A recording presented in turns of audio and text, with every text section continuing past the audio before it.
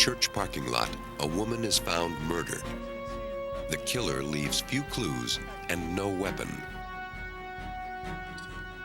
A routine suicide investigation takes a macabre twist. Can a camera prove this was murder? And a fire rages in a nursing home, killing 15 residents. Armed only with his photographs, it will take the coroner 6 years to prove this tragedy was no accident. Forensic photographers solved these crimes by preserving crucial details missed by the naked eye. After the evidence is erased, the new detectives must rely on camera clues.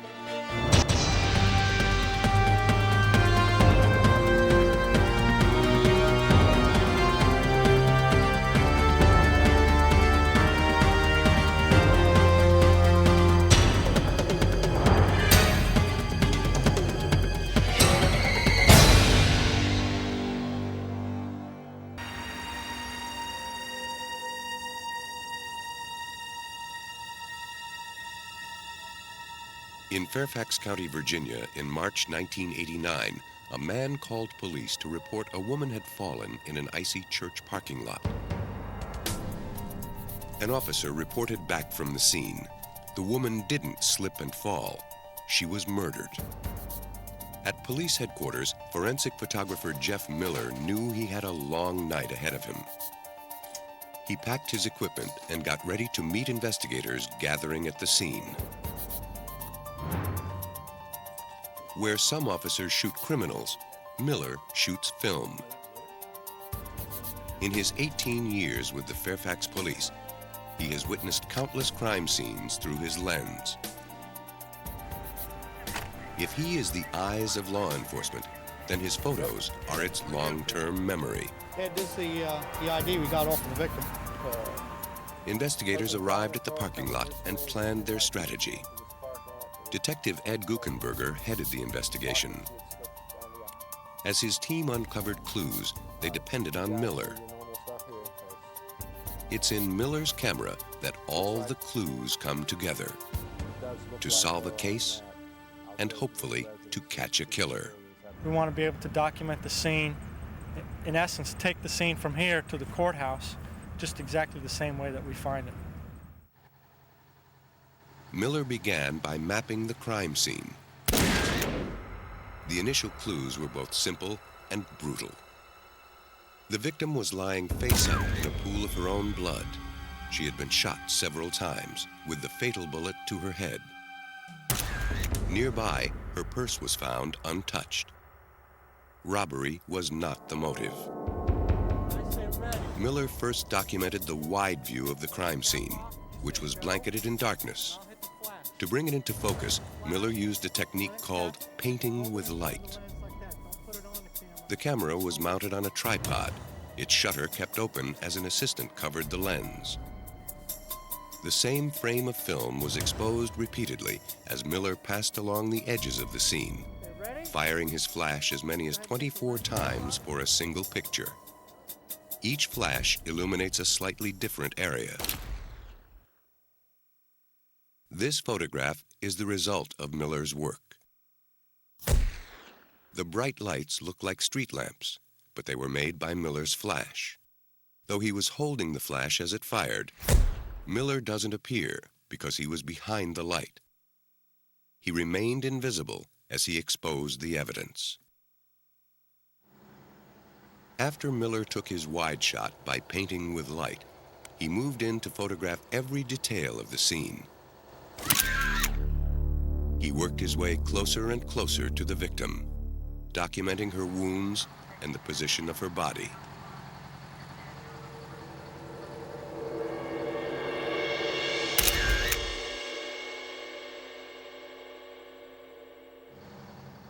You guys see these bloody tire tracks? Miller discovered some bloody tire tracks near the victim. It looks like when a vehicle left here, it ran through the pool of blood. Officers were sent to follow the trail, while others stayed behind to comb for additional clues. Miller found 2 bullet casings. the man who called the police parked his van over them.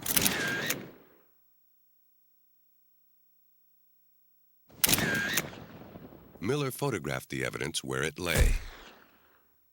Moving the van again would only have disturbed more of the crime scene. Hey guys. As Miller hunted for additional evidence, officers returned from their search of the neighborhood. They found an abandoned car a block away. They ran the tags. It was registered to the victim's address. The site of the car became a second crime scene.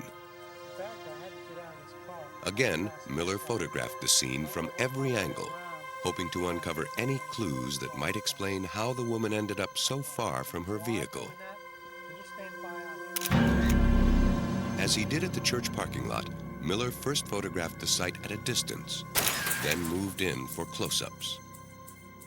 The driver's side window was shattered.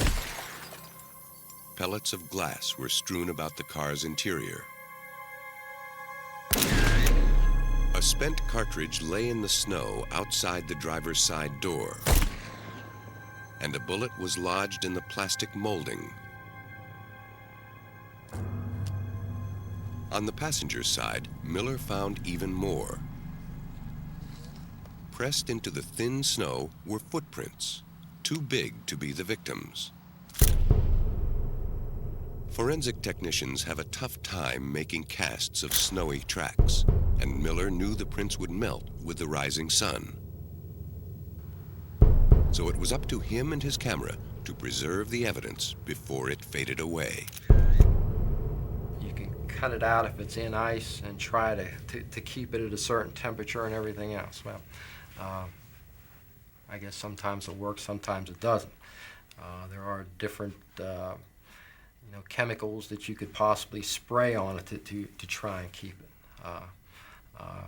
When all in all is said and done, the photograph is the only evidence that was able to totally keep that impression intact. The search of the neighborhood uncovered more potential evidence. A patrolman found a second car, abandoned a half-mile from the church parking lot after apparently skidding off the road.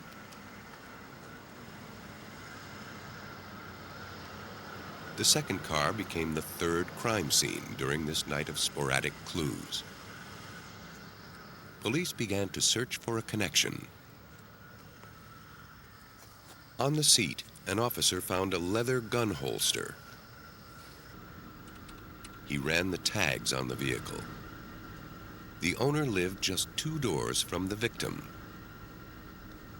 Process this scene. At dawn, Jeff Miller inspected the church parking lot again. He hoped the sun would shed new light on the case. By now, the snow had melted. We wanted to come back and check the asphalt parking lot and make sure that we collected all the evidence. We don't want to leave anything behind. Once we leave here, you can't come back. His effort paid off. Daylight revealed fragments of glass buried in the snow the night before.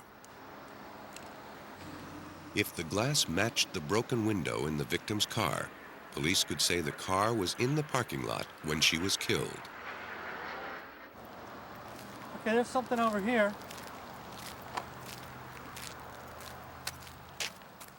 The melting snow also revealed a bullet at the edge of the lot.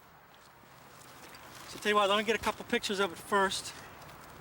Tests would determine if it matched the bullet found in the victim's car.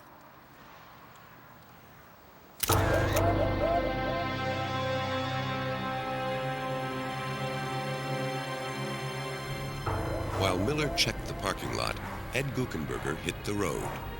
His first stop, the victim's house. In homicide cases, family members are usually the first suspects. I have to read very quickly once I knock on that door the type of response that I get from that person who opens it. And in this case, I had a husband that was dressed in a bathroom that I had woken up out of his sleep. He stated that His wife should have been home, and she was at a church meeting.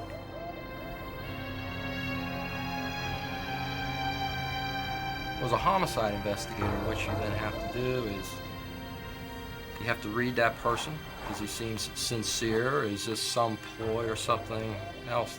Well, there was nothing from what he was telling me to show that he was in any way involved in this. Confident the husband wasn't involved with the woman's murder, officers followed their next lead. They didn't have far to go. The owner of the second car was the victim's neighbor. He was also no stranger to police. The churchyard murder investigation was less than 10 hours old. So far, Detective Guckenberger had no suspects. His only lead was the owner of the second car. The man police wanted to talk with was Gary Asa Donahue. Ed Guckenberger asked him to come to the station for questioning. To his buddies in his motorcycle gang, Donahue was known as Redneck. Police knew him by his criminal record. Donahue told police he'd been out drinking the night before. When he got home, he realized his dog was loose, so he drove around to look for him. He lost control of his car on the icy road and skidded into a ditch.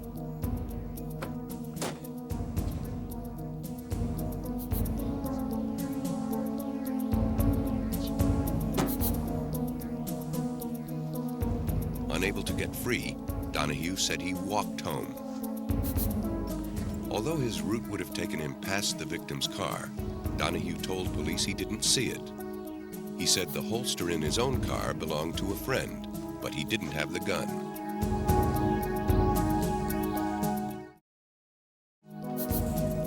Police were suspicious. They asked Donahue for his jacket and boots, which might hold clues that told a different story. Donahue willingly surrendered them.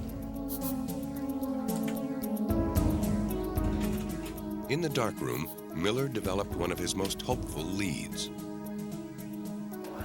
Up until now, he'd been merely documenting the various crime scenes. Now, he put his darkroom skills to the test to flush out latent clues. Using the ruler he placed by the icy footprints when he snapped the photo, Miller created a life-size portrait of the prints. A boot print can be almost as telling as a fingerprint, if it's clear enough. Miller was happy with the photo. Armed with this image, it became just a matter of matching the prints to the boots that made them. Miller sent his photographs to a forensic lab for a detailed comparison with Donahue's boots. Lab technicians first examined the size of the boots. If the prints are off, even by a few millimeters, there is no match. The tread pattern was examined next. Technicians pored over the sole of the boot, making sure that every detail matched Miller's photograph. So far, so good. But next came the litmus test, matching the boot to the foot that wore it. It required a close look at the boot's anatomical wear. Anatomical wear is the wear that each of us impart into the bottom of the shoe based on how tall we are, how much we weigh, our bone makeup, how we walk, whether we walk on the inside of our feet, the outside of our feet, more so on the heel, more so on the toe. Donahue wore a lift in one of his boots. It added to the unique anatomical wear and left its signature in the boot prints. Last, technicians examined the boots and the photographs for accidental wear and tear, nicks and cuts from daily use. In this particular case, there are certain marks, certain cuts, certain indentations in the tread pattern that the examiner was able to see in the photograph and was able to find also in the shoe, that he's able to say that this shoe made this impression to the exclusion of all the other shoes in the whole wide world. The footprint evidence placed Donahue at the victim's car. Guckenberger credits the photographs with keeping the investigation on track. If we didn't have the photographs of that shoe impression, then we're mainly just stuck with firearms evidence. A person might have a gun, but who actually shoots that gun? But this person wears his own boots. Investigators then examined Donahue's jacket, combing it meticulously for fibers, hair, cloth, anything that might link Donahue to the victim. They found glass particles. What new information could they provide? Forensic tests determined the glass from the victim's car matched the glass in the parking lot. If the glass from Donahue's jacket matched these samples, it would place Donahue at the site where the car window was shattered and where the victim was killed. The glass matched. Police could now prove that Donahue was in the parking lot and maybe in the car at the time of the murder. The bloody tire tracks were the next link. Because the victim couldn't have driven through her own blood, investigators were able to show she was killed in the parking lot and that somebody else moved her car. As her car was leaving the scene, it drove through a pool of blood that was coming from her. The blood adhered to the tire, and the rotation of the tire through the parking lot kept leaving a blood transfer onto the ground. And so that's what that was from. The scattered clues were coming together, thanks in large part to Miller's accurate documentation of the scene. The only thing missing was the murder weapon. To help pinpoint it, investigators tested the bullets and casings found near the victim and her car.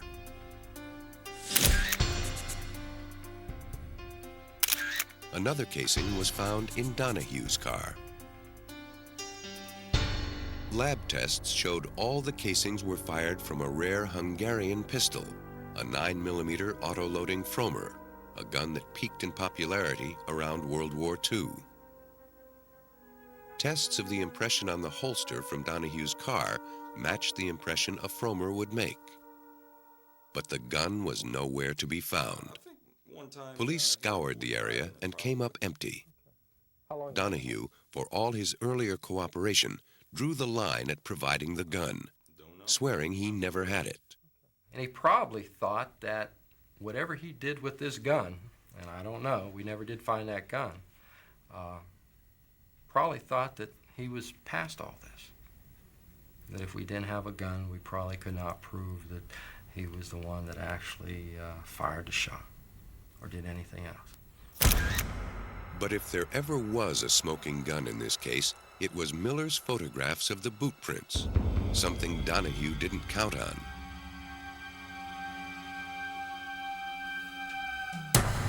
Officer Miller and Detective Guckenberger began to build their case. With the glass fragments, the shell casings, the bullets, and the ever-important boot prints, they were confident they could prove beyond a reasonable doubt that Gary Asa Donahue was a killer. Okay, great. Miller's photographs became primary evidence before a grand jury, which sent back Donahue's indictment. The photographic clues that Miller provided helped piece together the story of that ill-fated night. Okay, what I believe happened is that Mr. Donahue's driving down the street. He turns down the wrong street to go to his house, probably because he's drunk. Donahue lost control of his car and slid off the road. Angry, he got out of the car and began to walk home.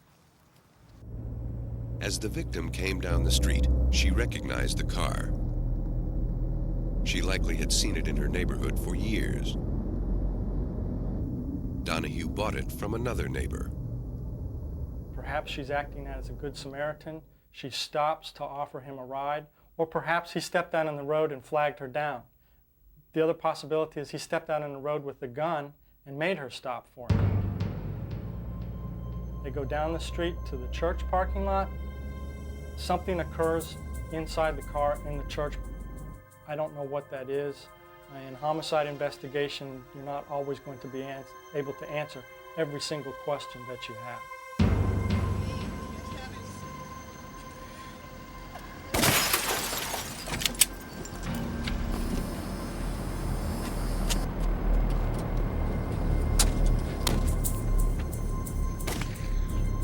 she falls down to the ground, lays down on her back, face up. Donahue then has a better target, a non-moving target. He then advances towards her, and as she's lying there on the ground, he puts the gun right up to her face almost and executes her.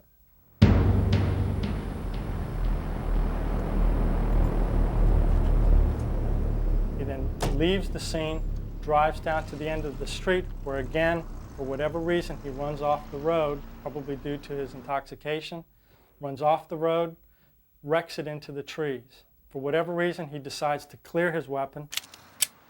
He works the action, the one cartridge casing that's still in the gun, ejects out the broken driver's window, and is found on the ground next to the vehicle.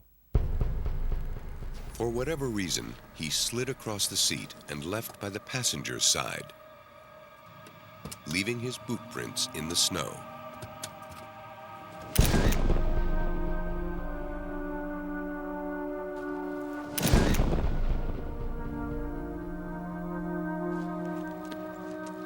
This is your worst type of killer, because this is the person that kills out of meanness. There was no reason at all to kill this woman.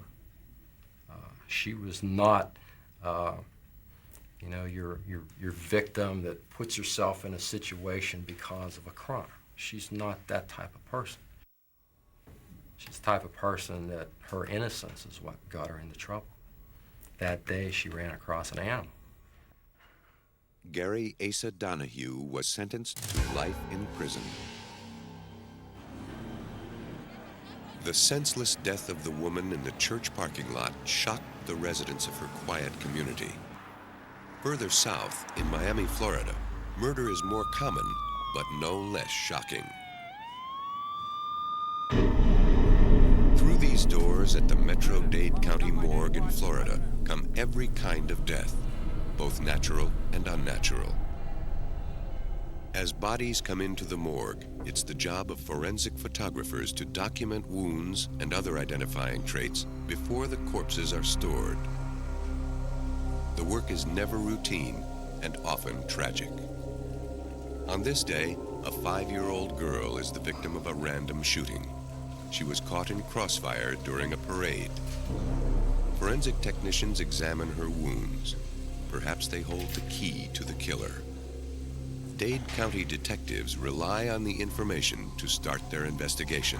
We are trying to determine, number one, what caliber of round it was that did strike the victim. And number two, the path of the bullet as it entered the body and then exited. That will help us in trying to determine possibly who our shooter is.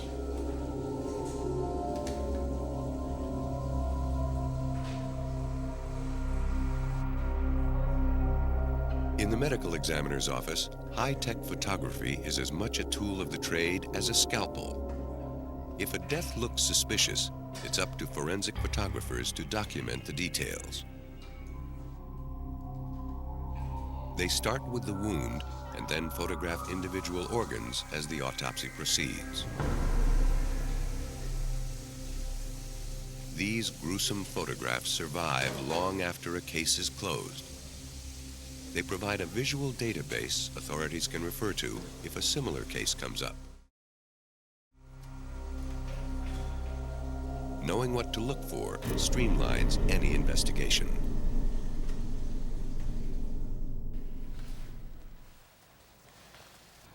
In 1986, Dade County Police responded to a suicide.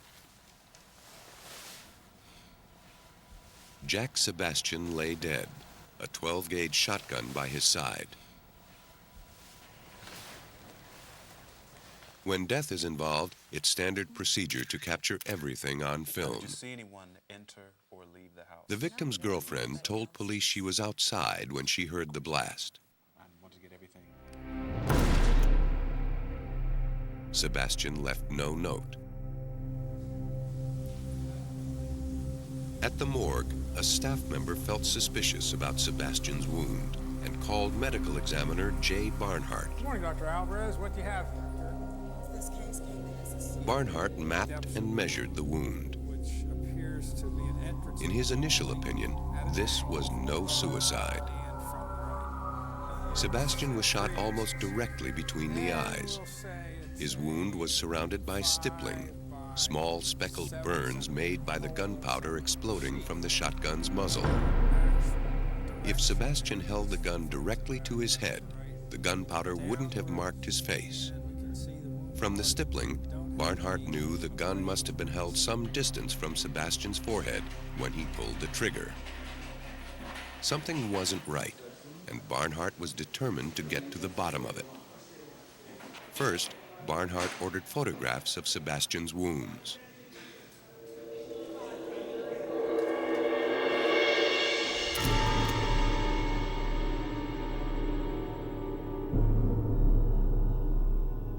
Then he took X-rays of Sebastian's head to reveal the internal damage he couldn't see. The X-ray showed the path of the pellets. This is an X-ray showing the dispersion of the birdshot through the skull. And if we take the point of entrance, which is just above the bridge of the nose, and connect that by an imaginary line or series of lines to the location of the pellets, we see that the pellets are to the left and below the point of entrance, meaning that the shot then was coming from above and to the right of the entrance. Barnhart had to find out if Sebastian could hold the gun at the angle indicated by the X-ray. It wouldn't have been easy. Investigators even placed the shotgun in the extended arms of Sebastian's corpse to see if he could fire the gun.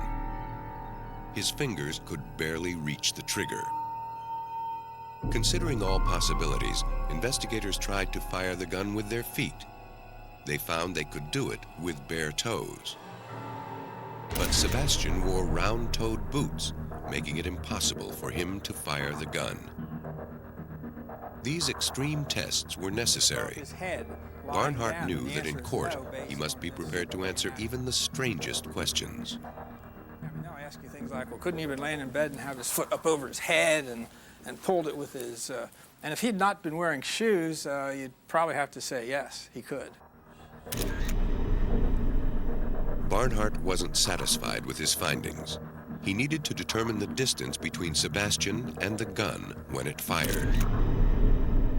Barnhart and his staff shot a piece of poster board from distances of 1 to 7 feet and examined the damage. From 1 foot away, the force of the shot cracked the board.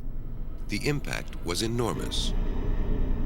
At 2 feet, the impact was less severe as the buckshot began to spread. At 4 feet, the hole roughly doubled in size as the pellets fanned out. At 6 feet from the board, the buckshot dispersed further, leaving clear pellet marks. Barnhart concluded the muzzle of the gun had to be at least 1.5 feet away from Sebastian's head. He was convinced someone else must have pulled the trigger. But Barnhart feared his simple test wasn't enough to sway a jury. He turned to the Forensic Imaging Bureau for help. Todd Reeves runs Dade County's Forensic Imaging Bureau, one of the best in the United States. The Bureau has more than 3,000 square feet of advanced photographic equipment. The well-equipped studios can document huge pieces of evidence while capturing clues invisible to the naked eye. Here, a technician uses a microscope-equipped camera to examine a cast of a jawbone. Her findings will help match a suspect to a bite mark. A potentially useful image may come from a less than perfect source, like a security camera or shot from a moving vehicle. The lab can clean up, enlarge, and enhance photographs. Computers reveal unseen details in evidence photos, bringing clues into focus. A huge computer database of fingerprints can match even the vaguest finger smudge. An editing suite helps investigators assemble persuasive courtroom presentations. The higher the quality, the better delineation you're giving the jury, the more factual information. And that's what we're providing is fact, not fiction. And that's the true message behind professional forensic photography. Jay Barnhart knew he had a case for the murder of Jack Sebastian. But he'd rely on Reeves and his high-tech tools to make it bulletproof.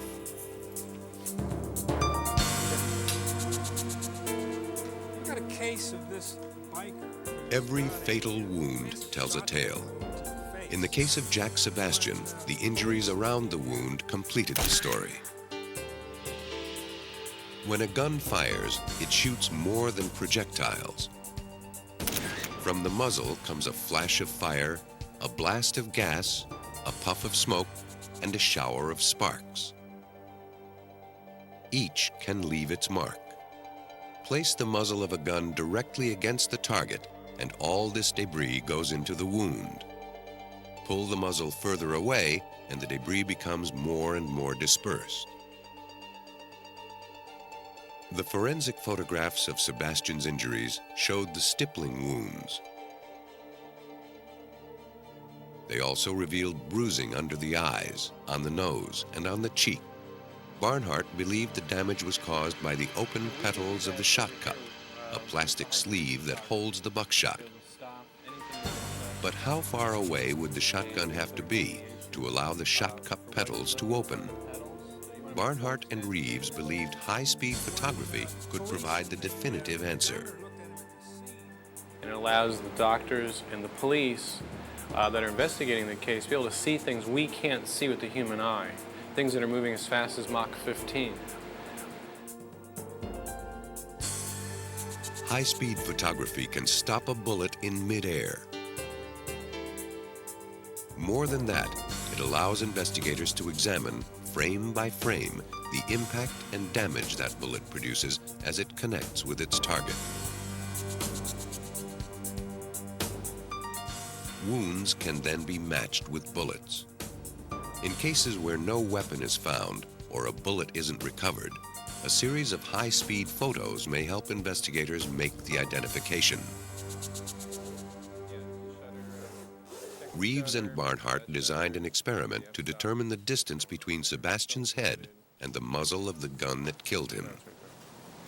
I don't know if there's any, I think we have film in the 35.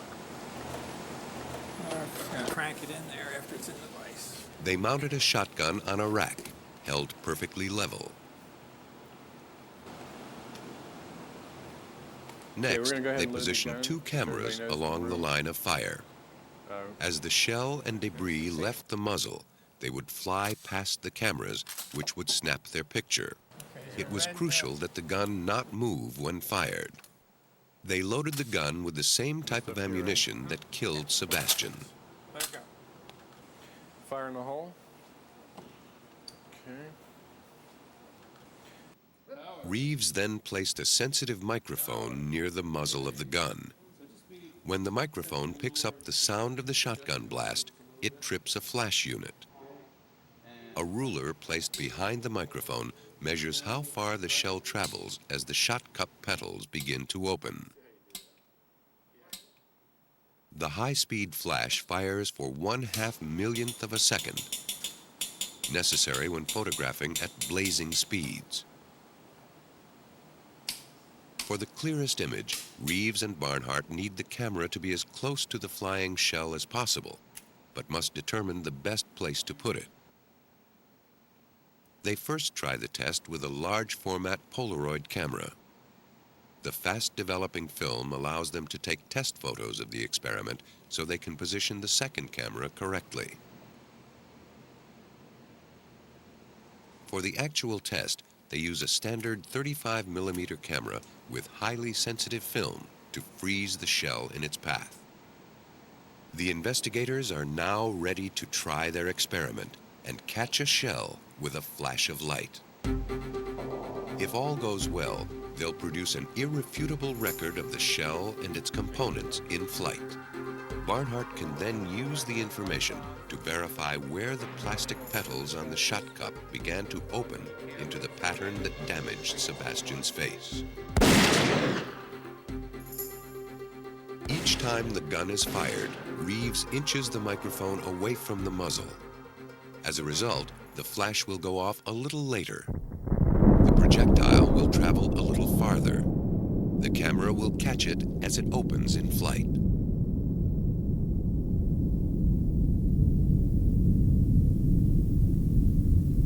Initially, the white-hot plastic shot cup hasn't expanded.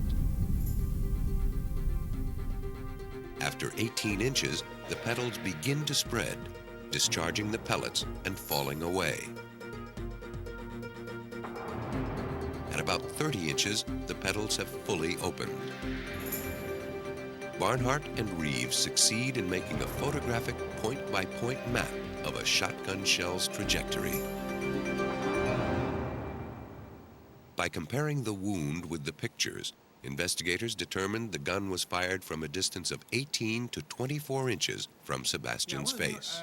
Expand our database here. The results corroborated Barnhart's own experiments and gave him the evidence he needed to prove Sebastian couldn't have possibly shot himself.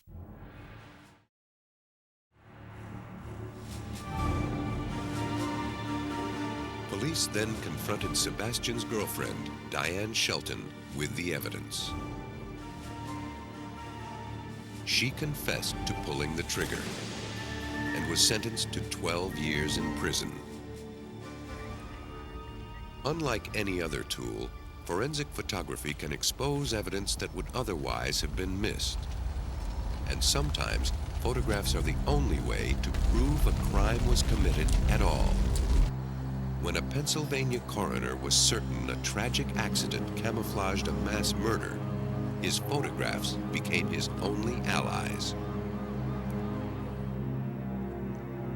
Forensic photography played a crucial role in the investigation of a devastating fire in a nursing home. Retired Wayne County, Pennsylvania coroner Robert Jennings spent 6 years trying to prove the fiery deaths were no accident. Jennings has spent much of his life combining his role as coroner and his love of photography. He has been snapping shots for more than 45 years. We got some fire to the left here. Let's really knock that down before we go in. His story begins on the grim night of October 19, 1971. A fire killed all 15 residents of the Geiger nursing home, a private home attached to a farmhouse near Honesdale, Pennsylvania. Most of the victims were found in their beds, dead from smoke inhalation. A few were overcome as they crawled on the floor. As coroner, Jennings rushed to the scene. State police and firefighters had begun removing bodies before Jennings had a chance to document the area. After asking the firemen to stop, Jennings began photographing all he could. The location of the victims could prove important. Jennings tried to track the blaze with his camera lens inside the pitch-dark building. Time was of the essence. He went right to work, hoping his pictures could help determine what caused the blaze. But the darkness and smoke foiled his efforts.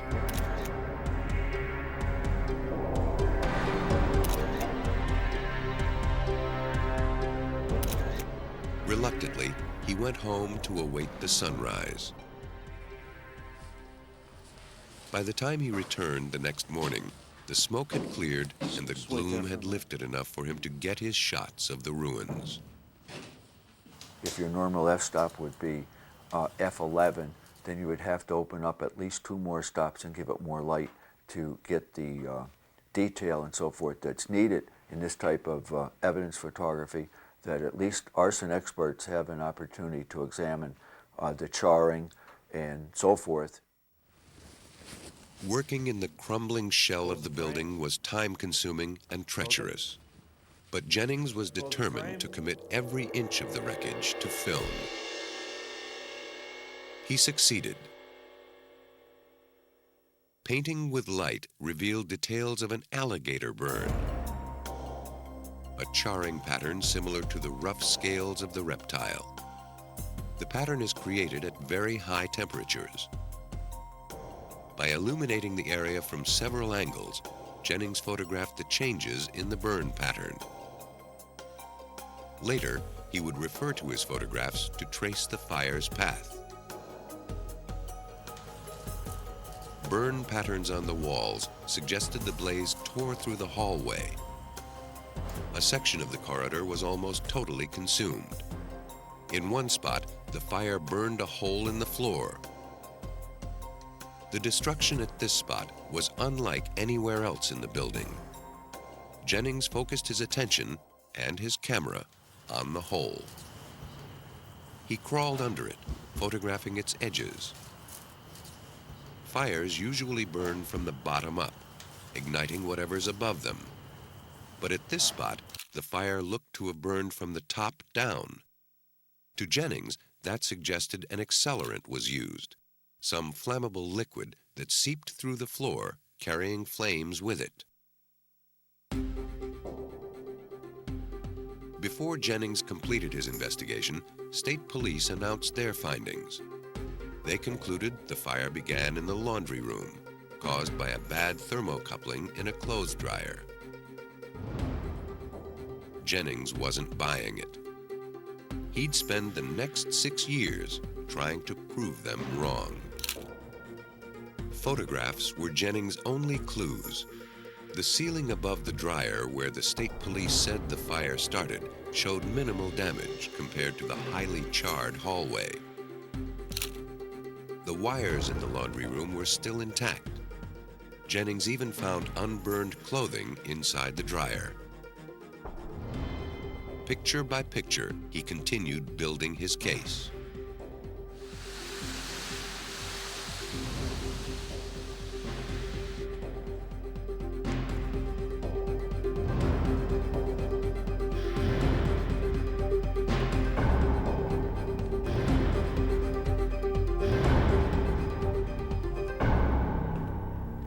Today, a quarter century later, Jennings' evidence remains, though the building is long gone. Within a few weeks after the fire, the building is totally destroyed and demolished, razed. So therefore, the evidence that I photographed, that's gone. And if you don't have the photographs there to support, to look it over, it's pretty hard to solve a crime. For Jennings, not much has changed in the art and science of photography since he snapped his first picture. Today, as he did 25 years ago in the Geiger nursing home case, he processes his own photographs by hand, carefully controlling every step of exposure, developing, and printing. He sharpened his skills, both as a photographer and an investigator. He's gained a better sense of what to look for and how to capture it on film. A charred piece of timber, a pile of debris. These seemingly trivial objects can be clues that make or break a case. Jennings has to be sure no detail is overlooked. An investigation is a lot like a roll of exposed film. All the information is there. You just have to know how to make it visible. In his darkroom, Jennings exposes many secrets, and in the process, he sometimes develops even more questions.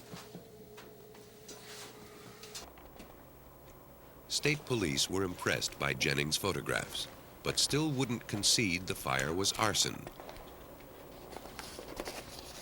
They didn't waver for one simple reason: no suspect. If the fire had been deliberately set, who lit the match? In the end, Jennings' pictures exposed him. Hoping to prove the fire was deliberately set, Jennings turned to Nurse Vaudine Lyon, the sole survivor of the blaze. She told him about one of the home's gentlest patients, Mr. Maurice Flynn. Mr. Flynn, a deeply shy and private man, would end each day in his room, reading the Bible by candlelight. So it was odd that after the fire, Flynn's body was found seated in the room of a married couple. He was the only patient not in his own room when the fire occurred. He was also the only patient found completely naked.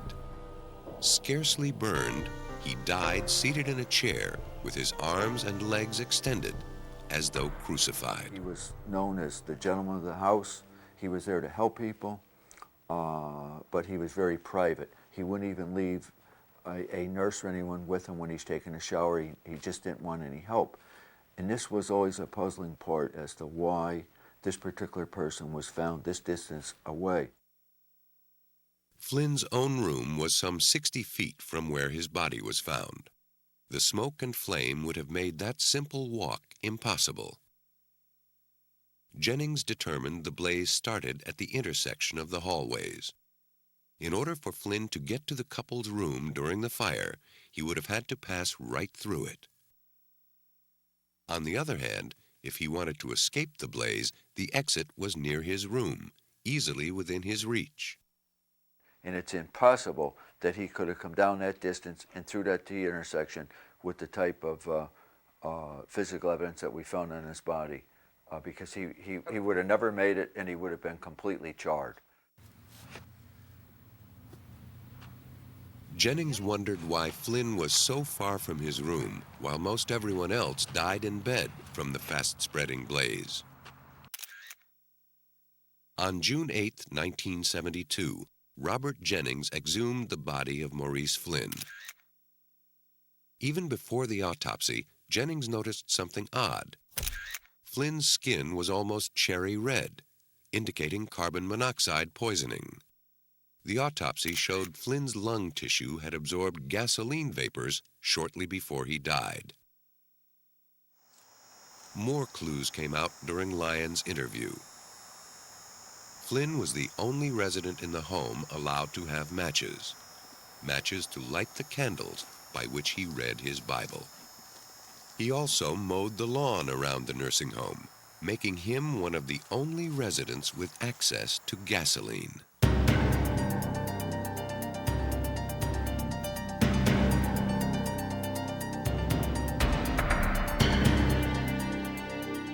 Flynn behaved strangely the day before the fire, ranting and citing biblical verse.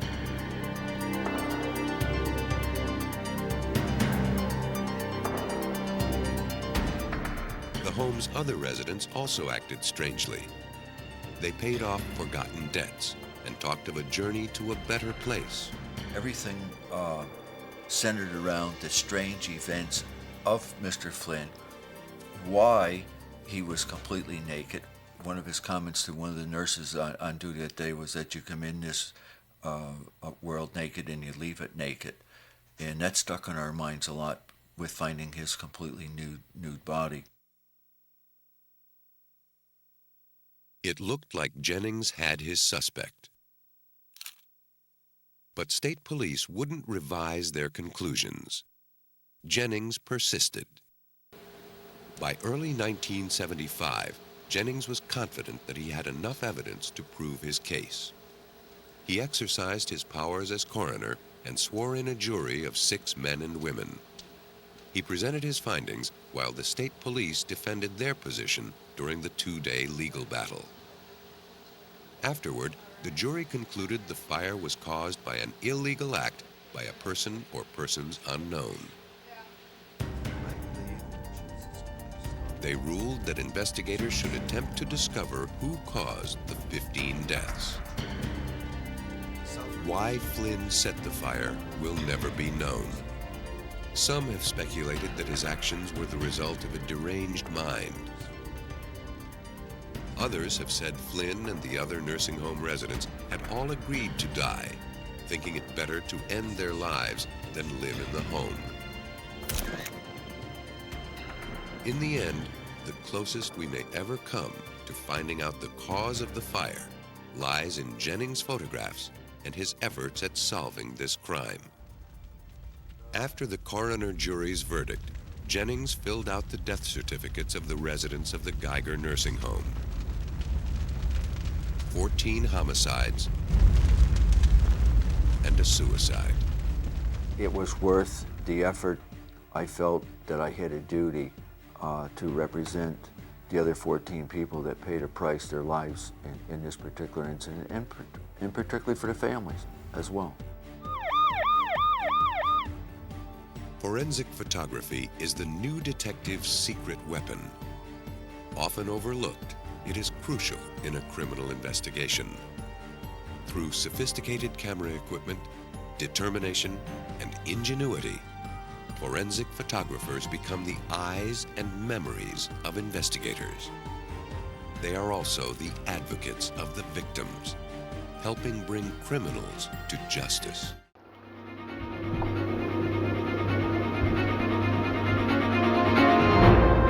A tourist town becomes a death trap for 3 vacationing women. Investigators must link the suspect to the crime scene, or their case will be dead in the water. During her abduction, a woman is shot on videotape. Can the blurry image help detectives zoom in on her killer?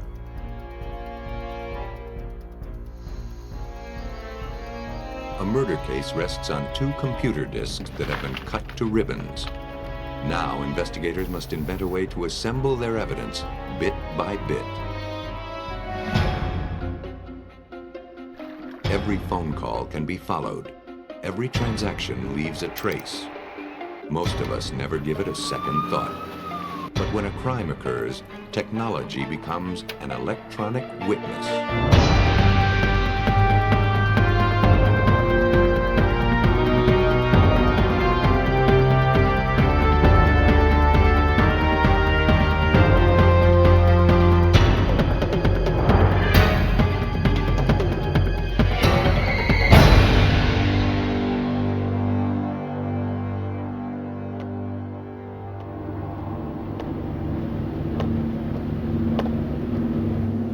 On June 4th, 1989, investigators in Tampa, Florida found themselves plunged into the depths of a mystery.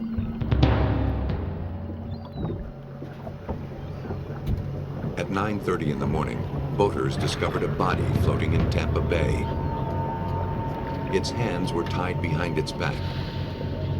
Duct tape covered the nose and mouth. The victim was naked from the waist down.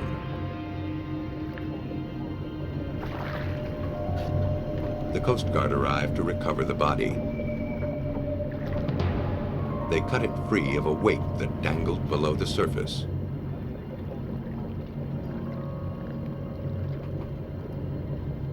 The victim was female.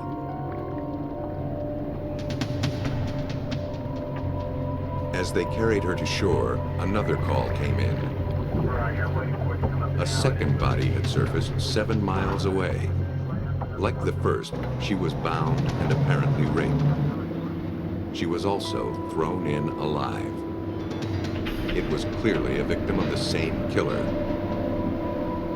St. Petersburg detective Cindra Cummings worked the case. This body, the second one, also had a yellow nylon rope tied around her neck. It was another female, nude from the waist down. The end of the rope around her neck was tied to a 2-cell cement block. Her feet were tied together. Her hands were tied at one point, but we believe she struggled and she was able to get her hands free in the water before she died. The killer hadn't finished. No sooner had the second body been recovered than a third victim surfaced 200 yards away, killed in the same manner. The triple homicide in the water sent out ripples of activity. Police boats scoured Tampa Bay for more victims. Divers descended to the bottom. But no more bodies were found. That was the good news. The bad news was that the killer left no immediate clues. He was still out there, somewhere. Whoever killed these women had to be some kind of a monster. The autopsy revealed the 3 women had been dead between 2 and 3 days, giving their killer ample time to flee. Each died from lack of oxygen, either from the tape across their noses and mouths, the rope around their necks, or by drowning. The horror of the crime was compounded by the anonymity of the victims. In a tourist spot like Tampa, people come and go every day. The victims could have come from anywhere. The case was heavily publicized, hoping that someone who knew the victims would come forward. Hundreds of leads poured in. 60 detectives were assigned to follow up. Not one lead panned out. Meanwhile, 1,100 miles away in Van Wert County, Ohio, a dairy farmer named Hal Rogers grew anxious.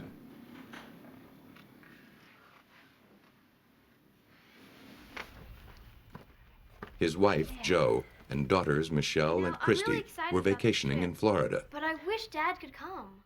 Why can't he? It was their first time off the farm. You know someone's got to stay on The girls had never been to the ocean before and were very excited. But Hal couldn't escape his obligations at the farm and had to send his family without him. Their last postcard was dated 11 days earlier, and they hadn't called in a week. He knew something was wrong. While Hal Rogers contemplated a trip to Florida to look for his family, a maid at a Tampa hotel had suspicions of her own. For 7 days, she returned to the same room to clean it, but found that the occupants hadn't slept in the beds or even opened a bar of soap. I never saw anybody. Nobody at all. The publicity surrounding the murdered women was fresh in her mind. Wondering if there were a connection, she told her manager about the room. He notified the police. The room was registered to Jo Rogers. She had arrived with 2 children. Forensics dusted for fingerprints. One set was positively identified as one of the murder victims. Identification was difficult because the bodies were so decomposed when found. But investigators at last had something to work with. On the hotel registration, Rogers had listed her vehicle. The car wasn't in the parking lot. Tampa police spread out to locate it. They found it parked at a boat ramp 2.5 miles from the hotel. Forensics combed every inch of it for clues. They found a tourist brochure. On the back were handwritten directions to their hotel. The penmanship was compared against Jo's, Christie's, and Michelle's. It didn't match. It was apparently written by someone they met on the road. To investigators, this meant only that they became lost and asked someone for directions. It was hardly a lead. A tourist's life is full of such brief interactions with strangers. That's precisely why investigators were so troubled by this case. The killer, too, was no doubt a stranger to the victims, and crimes committed by strangers are the hardest to solve because nothing connects victim to killer. It could be anyone from the entire Tampa Bay population that we were concerned about. And it had everyone in Tampa Bay area concerned and worried because the victims were just tourists, someone that everyone can identify with. They weren't in a drug area, they weren't doing anything illegal or anything wrong. And here they were singled out and victimized by an unknown person. And we had no leads to the suspect, nothing to start with. Investigators also found a sheet of hotel stationery with directions to the boat ramp. They included the words blue with white. Because the directions were to the boat ramp and the women were killed on the water, detectives assumed the words described the killer's boat. It also described hundreds of other boats in Tampa Bay. Investigators determined that the handwriting on the stationery matched Jo Rogers. The killer must have visited or phoned her at the hotel and dictated them. But no one had seen him, and the hotel didn't keep a log of incoming calls. The ferocity of the crime told police that the killer probably had a prior record. More than likely, he worked his way up to murder through a series of smaller crimes. But without further leads, the investigation stagnated. Months rolled by as waves of suspects arose and were eliminated.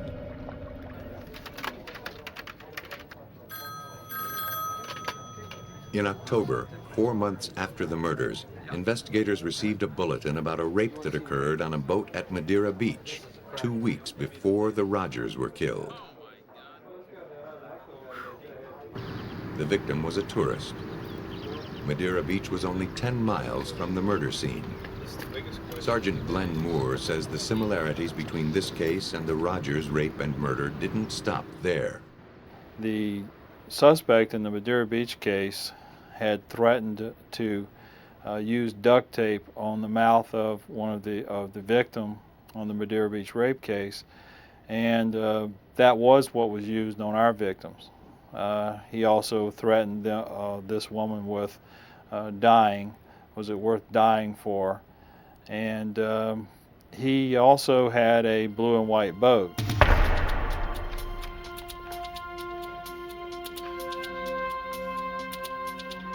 The victim gave police a description of the rapist. His eyes were sunken, very sunken. Besides his blue and white boat, she also remembered that her attacker drove a dark four-wheel drive vehicle with tinted windows. A composite of her attacker's face was published in the papers. Tips flooded in. Months passed as detectives chased every lead that could connect a suspicious stranger to the victims.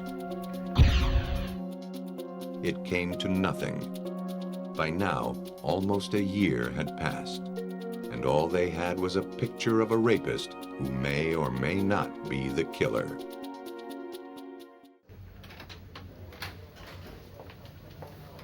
Without any promising leads in the Tampa Bay triple homicide, Sergeant Glenn Moore reviewed the evidence collected so far. He had a composite sketch with no ID and a brochure with directions to the hotel written in a stranger's hand. The brochure was taken to the Florida Department of Law Enforcement lab in Tampa and processed to reveal fingerprints.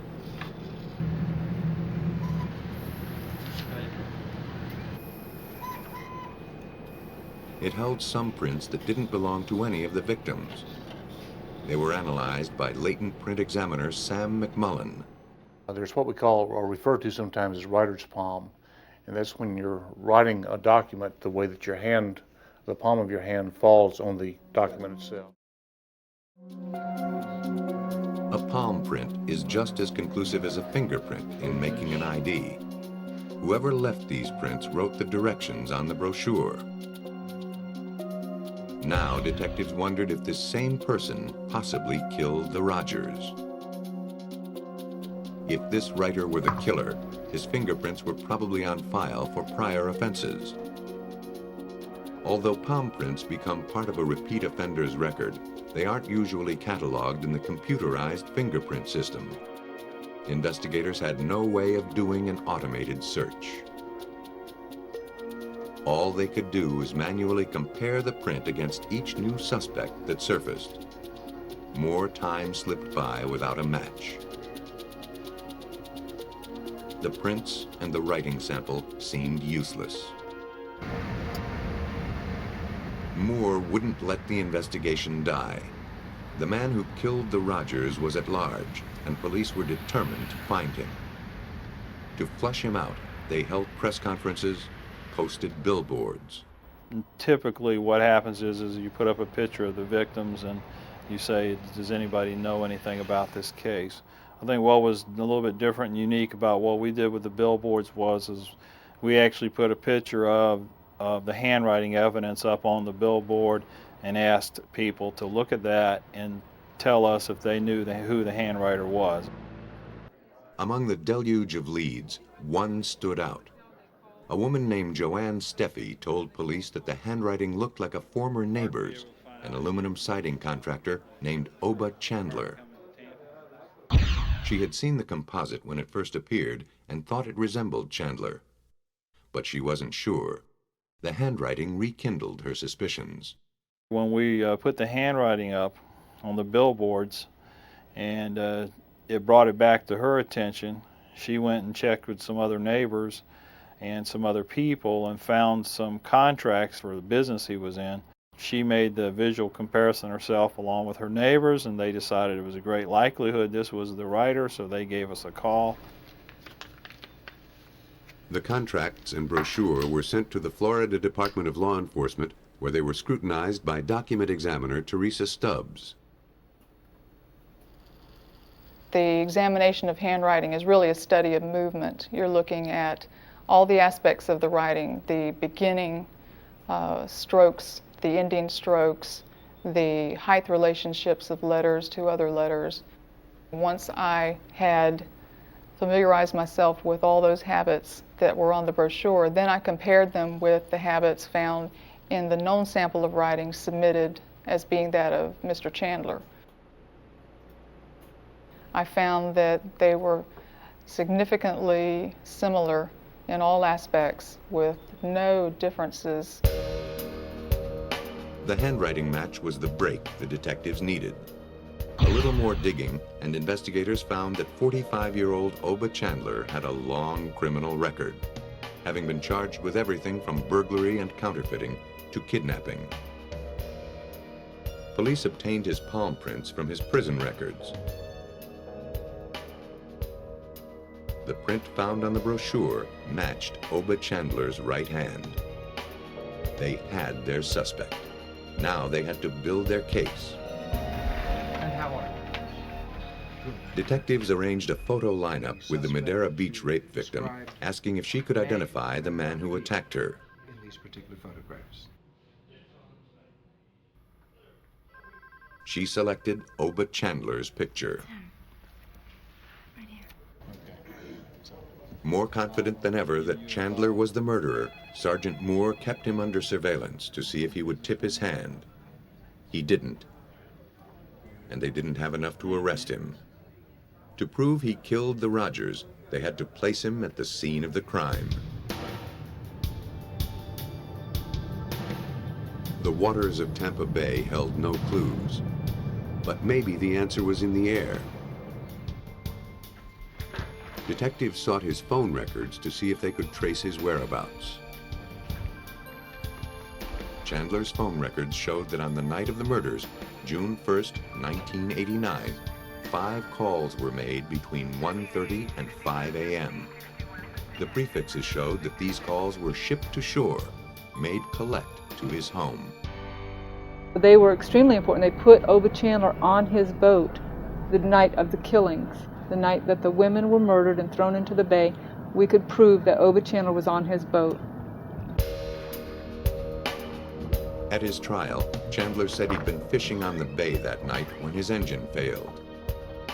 He told the jury that his fuel line broke, and by the time he fixed it with duct tape, he'd lost all his gas.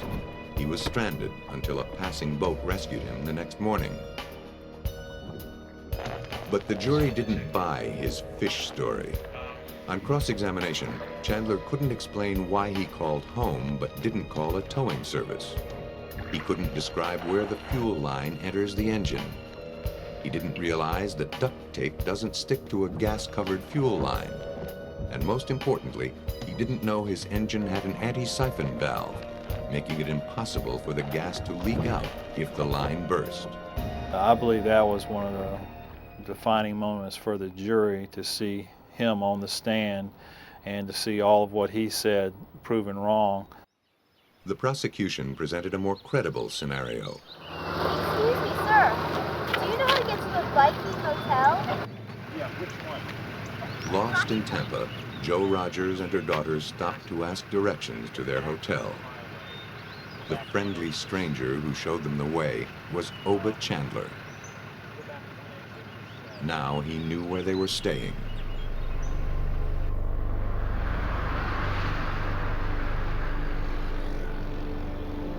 He may have called them shortly after they checked in, inviting them to watch the setting sun from aboard his boat.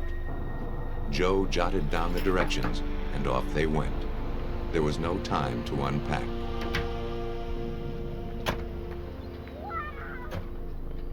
When they arrived at the pier, Chandler was there to greet them. They boarded the boat, never suspecting this was to be their last sunset. For his crimes, Obed Chandler was sentenced to death.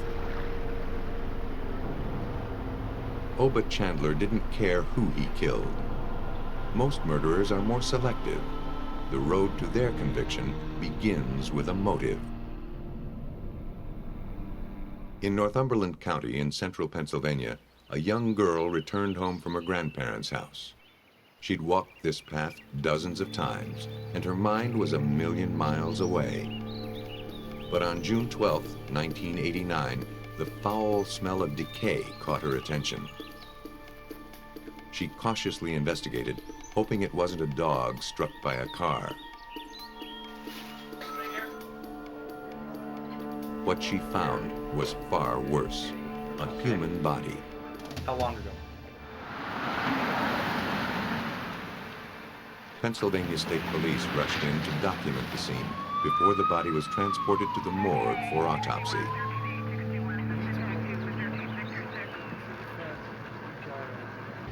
Every homicide investigation begins with three questions. Who's the victim? When did the murder take place? And who did it? District Attorney Robert Sakavage, now a district judge, searched for answers. We could not get a quick identification. We had to use scientific techniques. We had to get a forensic odontologist to examine the teeth and so forth for that purpose. Also, we were interested in finding what the time of death was. The warm weather had taken its toll. There wasn't much left to collect. All that the police could tell was that the victim was female. She didn't easily surrender information about her death. Her clothing provided the first clue. County Coroner Richard Ulrich analyzed the remains. The clothing was removed, and upon being removed was displayed and was examined further, and at this point in time it was felt that she suffered repeated stab wounds to the back through the clothing, which indicated blunt force sharp injury. Next, the insect life colonizing the body was examined. The life cycles of flies and beetles can be used to estimate the time of death. The longer a body sits, the more generations of insects it nourishes. It was determined that the victim was killed between 19 and 25 days earlier. The dental records identified the victim as Lori Ocker, who had disappeared 19 days before, on May 24th. Lori Ocker and her son had moved back in with her parents after separating from her husband. She was last seen leaving home at 3:30 for her job at a pet store in the mall. By 4 o'clock, she hadn't arrived at work. Her boss phoned her home to see where she was. She left for work Her mother was a concerned. half hour ago. She should have been there already. Thinking her car may have broken down, her parents retraced her route. They saw no sign of her until they arrived at the mall. Her car was parked near the entrance, but no trace of Lori was found until her body was recovered 19 days later. For almost 3 weeks, Lori Ocker was considered a missing person. But now her case was turned over to homicide, and attention shifted to finding her killer. Lori's mother told police that Lori had received threats from her estranged husband, Robert Auker. The couple had been battling over custody of their son. Lori had been so afraid of Robert that she kept a shotgun under her bed for protection. He became the prime suspect. Shortly after Lori disappeared, police had questioned Robert Auker. He told investigators that he'd been out running errands in his Plymouth Caravelle. He hadn't seen Lori. His parents, questioned later, agreed that he'd been out, but said he'd driven his mother's car, a 1984 Chevy Celebrity. At the time, the inconsistency meant nothing to investigators. Robert may have been lying because he wasn't covered on the Chevy's insurance. To prove Robert's involvement, they'd have to place him at the scene of the abduction.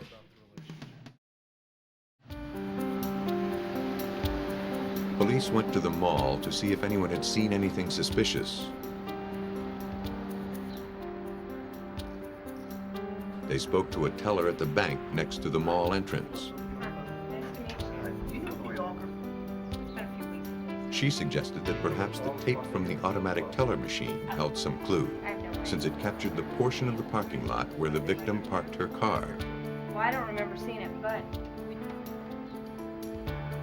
An ATM camera snaps still images onto videotape at preset intervals. The camera at the mall where Auker disappeared took a picture every 10 seconds. Lori Auker had been missing 5 days by the time investigators were able to obtain the tape. The image, fuzzy but undeniable, was Auker's car. Next to it was a figure, assumed to be Auker. It was the next image, taken 10 seconds later, that caught investigators' attention. The picture was not clear. The focus of the camera was on a person who was negotiating a transaction with the machine. Over his shoulder, deeper into the parking lot, was what we believe a scene of abduction. The image showed a car crossing the victim's path. She's leaning into the car. In the next frame, the car is driving away, and Lori is gone. The car, though ghost-like, vaguely resembled the Chevy owned by Robert Auker's mother. Robert Auker was a suspect by virtue of the fact that he and Lori parted on such hostile terms. Lori feared for her life, but it appeared that Robert had managed to lure her into the car. At the time of this abduction, Robert Auker was exercising his first weekend of visitation, and he had in his custody the child. We absolutely have no statements to that effect, but circumstantially, we know that how devoted she was to that child. Is there any conceivable reason she would have gone into the car? Probably. If somebody would have told her that something was wrong with her child or she was needed, she might do it for that reason. Investigators faced two obstacles linking the car to the homicide. First, the image on the ATM was too blurry to conclusively prove it was the Chevrolet. And second, Robert Auker's father had sold the car 3 days after Lori Auker disappeared. It had changed hands 4 times in the month since Auker sold it. It was finally traced to its new owner 90 miles away.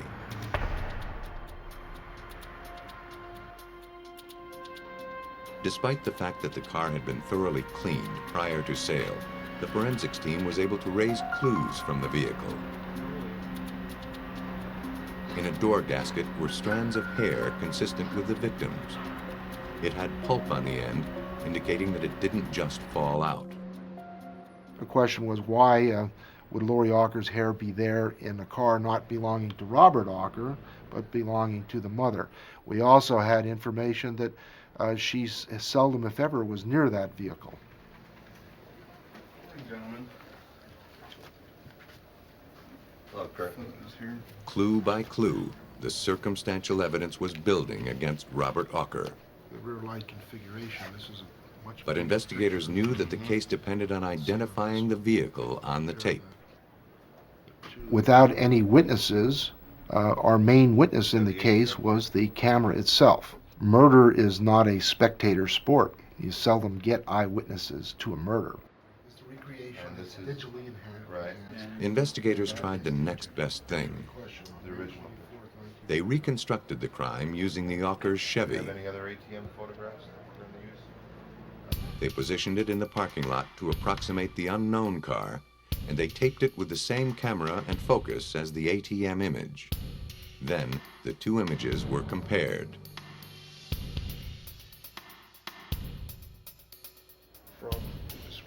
The results were encouraging, but inadequate to snuff reasonable doubt. The tape from the ATM wasn't enough. Investigators knew they needed to enhance the image, but in 1989, enhancement technology was in its infancy. They didn't know if it was possible to clean up the video. Sakavage contacted Eastman Kodak for help. They suggested NASA. If anyone on the planet had the ability to turn fuzzy images into hard evidence, it would be the Ballistic Missile Defense Organization at Kennedy Space Center. Principal investigator Alan Tietjen is in charge of analyzing images from shuttle launches for evaluation or troubleshooting. When the Pennsylvania State Police contacted him, he knew that enhancing the ATM tape wasn't rocket science, but it was close. The process was very much the same. The source material was different in that videotape from a ATM machine is poorer quality than what we normally deal with. Tietjen knew the quality of the image was too poor to identify faces or the license plate. The best he could hope for was to identify the car model. The image was loaded into a computer, which converted it into a digital image made of dots of light called pixels. 512 pixels per line, 512 lines per image. The process took 5 days. The computer, governed by a set of mathematical equations, manipulates the pixels, enhancing the picture. There is no human intervention directing a specific result. The mathematics determine the result. Each set of equations produces a different outcome. Tietjen had to be meticulous in his methods. He was setting a precedent. Never before had video enhancement been used in a capital case. He devoted 3 weeks to enhancing the ATM video. Once he completed it, he set to work enhancing the police reconstruction video. He used the same parameters for both in order to demonstrate that the images were in fact enhanced and not altered. Even with enhancement, the car in the original video wasn't perfectly clear.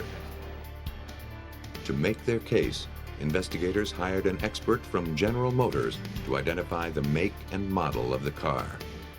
He identified it as a Chevy Celebrity, model year 1983 or 84. Robert Ocker's mother drove a 1984 model. Sakavage had placed the Ocker's car and Robert Ocker at the crime scene. The image enhancement made his case. Based on the forensic evidence and the unambiguously enhanced images, Robert Ocker was sentenced to death for the kidnapping and murder of his estranged wife, Lori Ocker. The landmark case also established image enhancement as a powerful tool in the crime fighter's arsenal. There are video cameras all around us. So they're capturing images, and whenever anything significant happens, now police are going to those cameras to try and capture some critical evidence, and now they're using digital imaging to try and get it enhanced to a point where it's more reliable than it would have otherwise been. Every murder investigation is like a puzzle.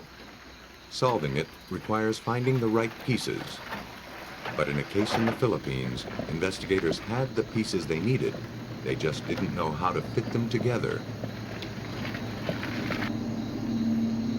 In the pre-dawn hours of February 25, 1991, a disabled truck on a desolate road caught the eye of a taxi driver in Angeles City, the Philippines. He stopped to assist the driver.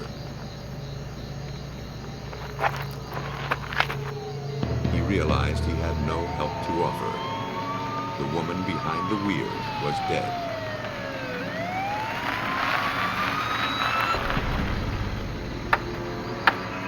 When police arrived, the key was still in the ignition. The driver was still strapped into her seat. She was an American. Officials at nearby Clark Air Base were notified. Calling Central, this is Chief Gindon. Pwedeng pakidala dito ng mga pulis para ma-check natin itong babae nito, mukhang tiga Clark Air Base. Life on the base is tight-knit. The first investigator on the scene thought he recognized the truck and its driver, a master sergeant's wife named Julie Snodgrass. Tim Davis. Office of Special Investigations Regional Forensic Consultant Lieutenant Colonel Tim Davis was summoned. As we approached the truck, one of the agents came over and said, "Sir, I think it's Julie."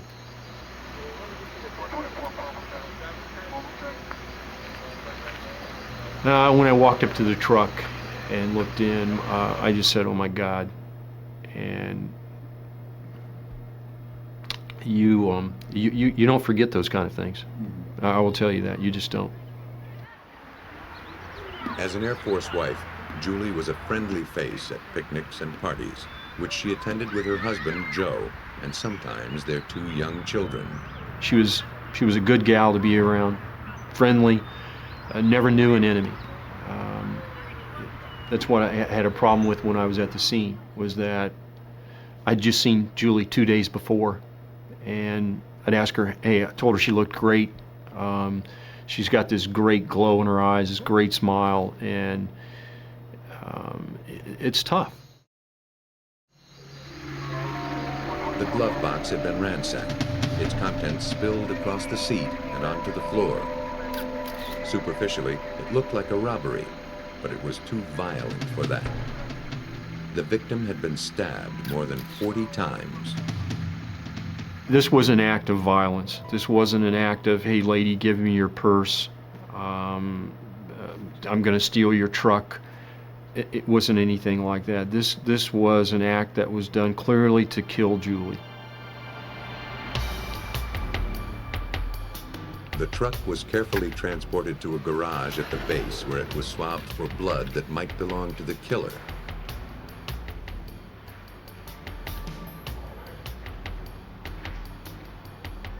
Hair and fibers were also collected.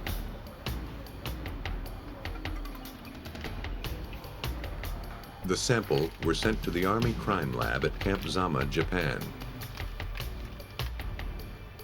The results were disappointing. None of the blood, fibers, or hair found in the car pointed to anyone other than the victim.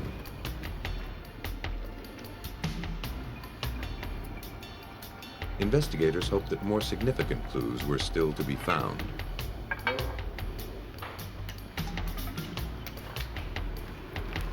The truck was carefully enclosed in a tent and fumed with superglue vapor, which exposes latent fingerprints.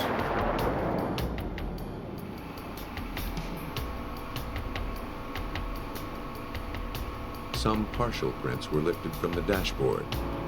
They didn't belong to Julie or Joe Snodgrass, but the Philippines had no system to match fingerprints with known felons. It was another dead end. Besides the brutality of the crime, one question kept nagging at Davis. What was the victim doing in that part of town, especially at that hour? If Julie went somewhere, generally it was on base only. Very rarely did Julie ever go off base. The victim's husband, Joe Snodgrass, was questioned about the night of the murder. It was an awkward situation. Joe was in charge of managing all the evidence collected from crimes involving Air Force personnel in the Philippines. Because of his personal connection, the murder of his wife was one case he was not cataloging. Joe, I'd like to ask you a couple of questions. Where were you? Snodgrass told investigators that he and Julie argued. She stormed out. Well, that day I was out He called shopping with several my of her wife, friends to see if they'd seen or heard from we had her. a fight, and He we even pretty kept a much fought the log of remainder the of calls day, he'd so made. around 10:30 she just left. That level of attention to So I detail just raised came back to the base. suspicions. If you're watching and you believe in the TV cop stuff, primarily one of the things that a guilty person does is keep a log of the phone calls. So you just think, oh, come on, this is too obvious here, but he actually did.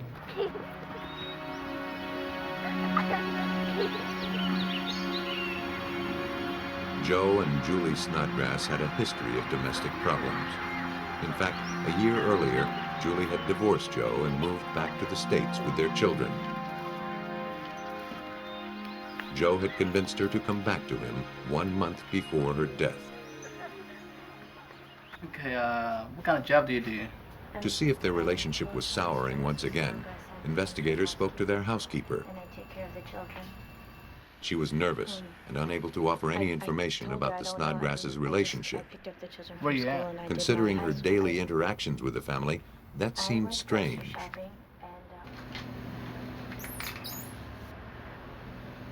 Investigators had no evidence to justify their suspicions about Joe Snodgrass. Then, the housekeeper decided to come clean. So, Lucy, what did you do? Just as the investigation into the murder of Julie Snodgrass was hitting a wall, the timid young housekeeper broke the case open. What did you do with the letter? She admitted to having an affair with Joe Snodgrass. More than that, she told investigators that he had written her a letter asking her to hire her relatives to kill Julie Snodgrass. He asked me to find somebody to kill her, and he wanted me to find... She destroyed it. But her word was enough to get a warrant to search Joe's office. Did you get to find your relative? Investigators confiscated some handwritten letters and computer floppy disks from his office. Yeah. Keep looking back here. Okay. Then, as a matter of legal procedure, Snodgrass was called in to identify the items collected in order to establish ownership. Nothing? What's that? When presented with the floppy disks, Snodgrass suddenly lunged forward and pulled something out of his pocket. We heard one of the agents call out he has a weapon, and at that time, a number of agents who were armed ran by us and ran to the interview room. And then it was determined at that point that Joe had a pair of scissors. Snodgrass had concealed a pair of pinking shears. He had grabbed the disc all in basically one motion. This was like flash second stuff. And Joe began to cut the disc up into pieces. This is evidence. This is not supposed to happen, but it did. The discs obviously contained something incriminating. That stuff. Could their data be salvaged? Davis wasn't hopeful. I mean, you've taken something that was intact and now it's in 20-some pieces, and in your mind, it's there in a sense becomes 23 more pieces of evidence. How do you deal with it? That was the question of the hour. No one had ever dealt with anything quite like it before. He sent the fragments to the Department of Defense Computer Forensics Laboratory in Washington, D.C.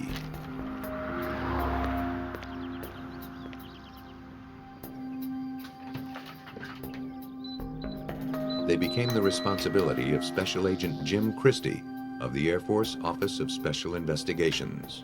From the time I got the initial phone call from the Philippines, we had all our computer crime investigators out trying to find someone who had a technique to recover the data, because no one had ever tried that before. You're gonna like this.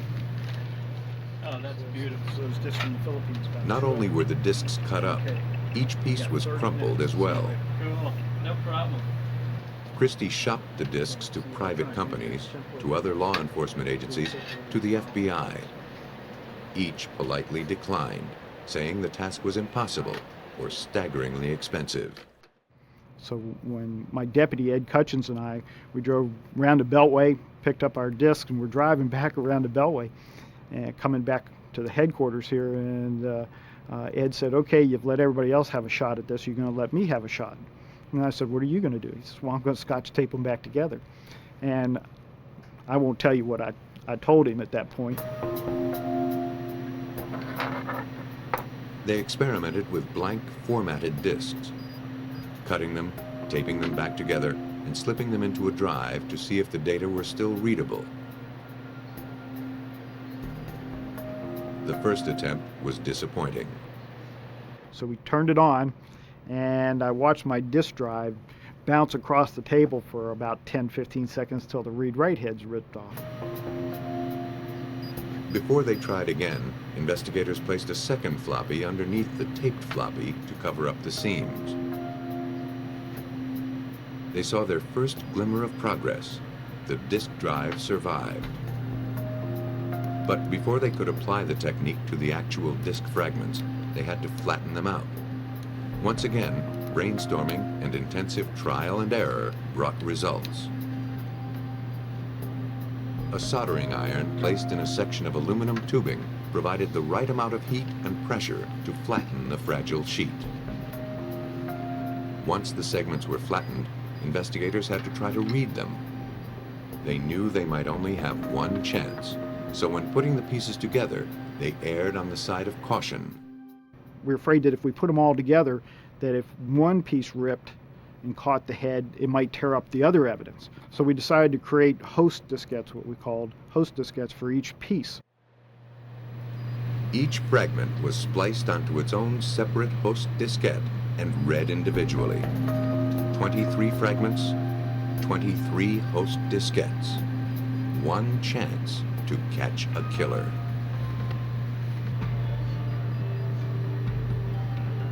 Computer forensics experts in Washington, D.C. puzzled over how to assemble the pieces of the mutilated diskettes in order to solve a murder. Some of the fragments were so small, investigators didn't know how to align them on the disk. These more troublesome pieces were sprayed with a solution called Magna-C. The magnetic spray dries to a powder and reveals the magnetic tracks on the disk fragments.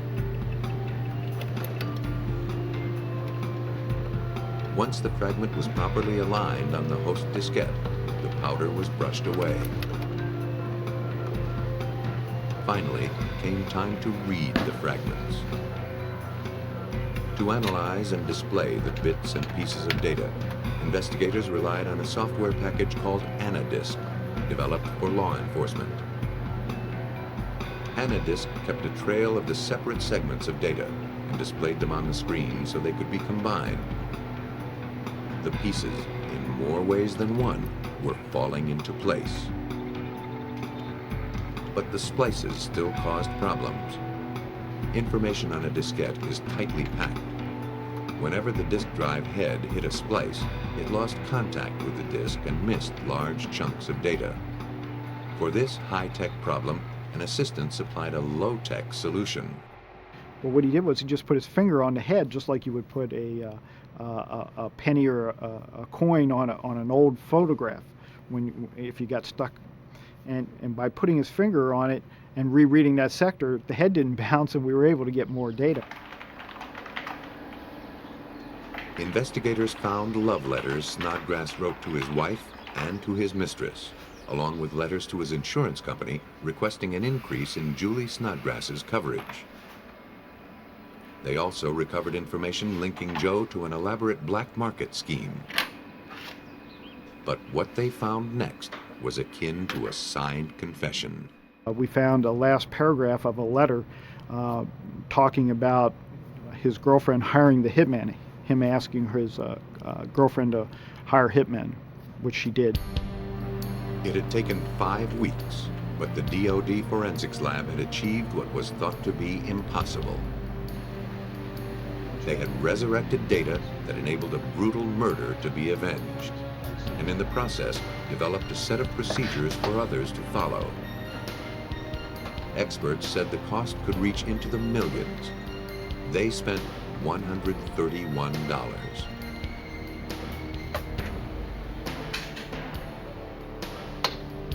The information they gathered was sent back to Lieutenant Colonel Davis in the Philippines. For me? Great. I'll tell you flat out, had we probably not had that, we'd have had a tougher case to prove. But with the documentation that was recovered from that disc, there was no mistake. We had Joe. Investigators reconstructed the likely course of events that led up to the murder.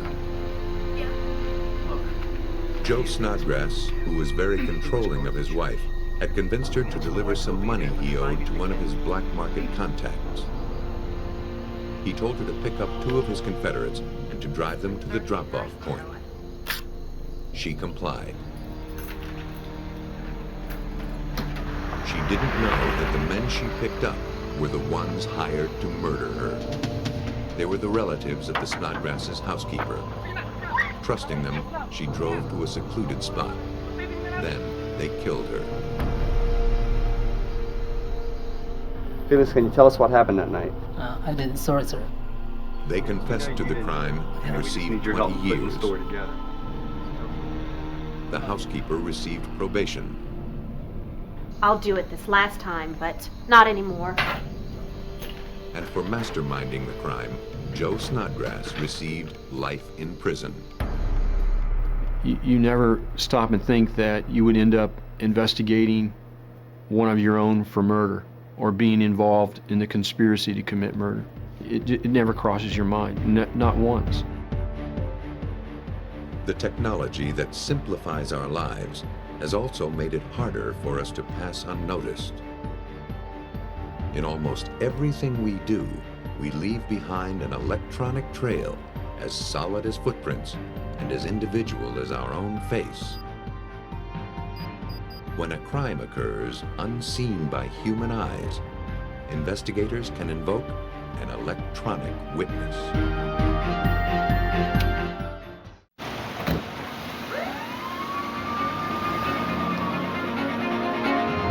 A store clerk is killed during a robbery in Tennessee.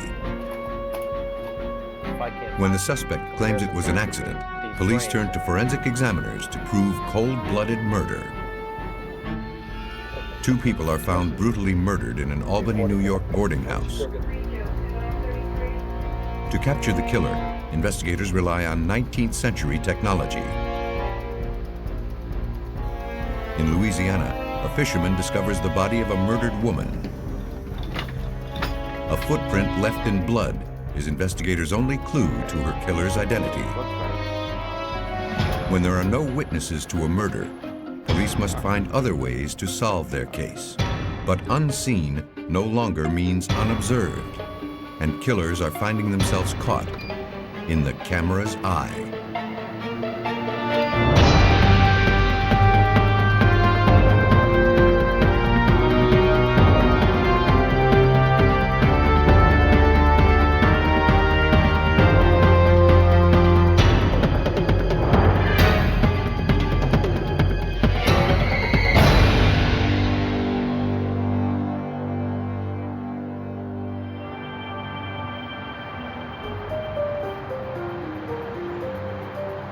In this episode, some of the names have been changed.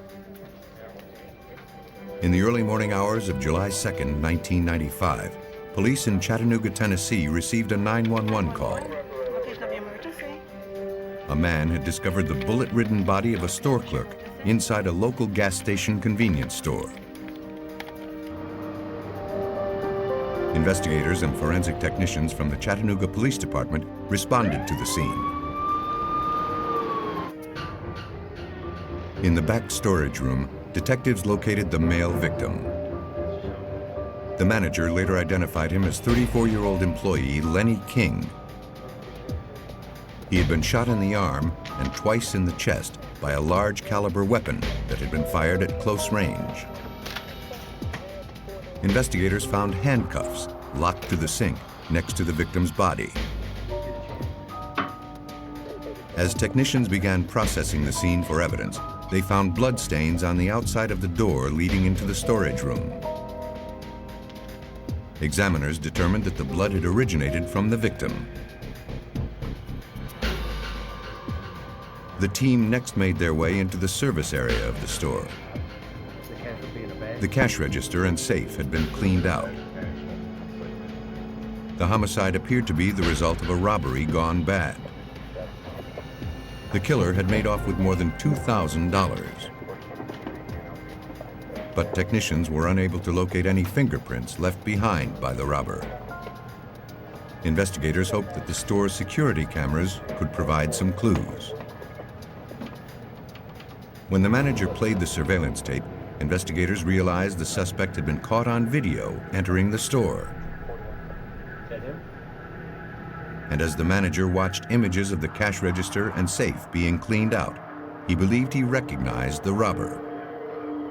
It looked like a former employee named Jason Rhodes. The manager pulled his files, looking for more information. According to employment records, the 22-year-old had only worked at the store for a few weeks. And the victim, Lenny King, had trained him. According to the manager, Lenny King was a well-liked and valued employee who treated everyone with kindness. But King had complained that Jason Rhodes was lazy and inattentive, and Jason didn't take the job very seriously. After his training period was over, Jason only showed up for work once and then quit. At the police station, detectives reviewed the surveillance video again. The tape, which consisted of a series of still photographs shot every 2 seconds, simultaneously displayed images from the store's 2 security cameras. As they watched the images frame by frame, they noticed that the suspect was brandishing what appeared to be a .357 revolver as he walked into the store. But a time and date stamp on the video obscured the image of the victim being approached by the gunman and forced into the storage room. And that room, where the victim was killed, was out of the camera's range. Investigators were able to print a clear image of the gunman. To confirm the killer's identity, police showed a photograph of the suspect to Jason Rhodes' father.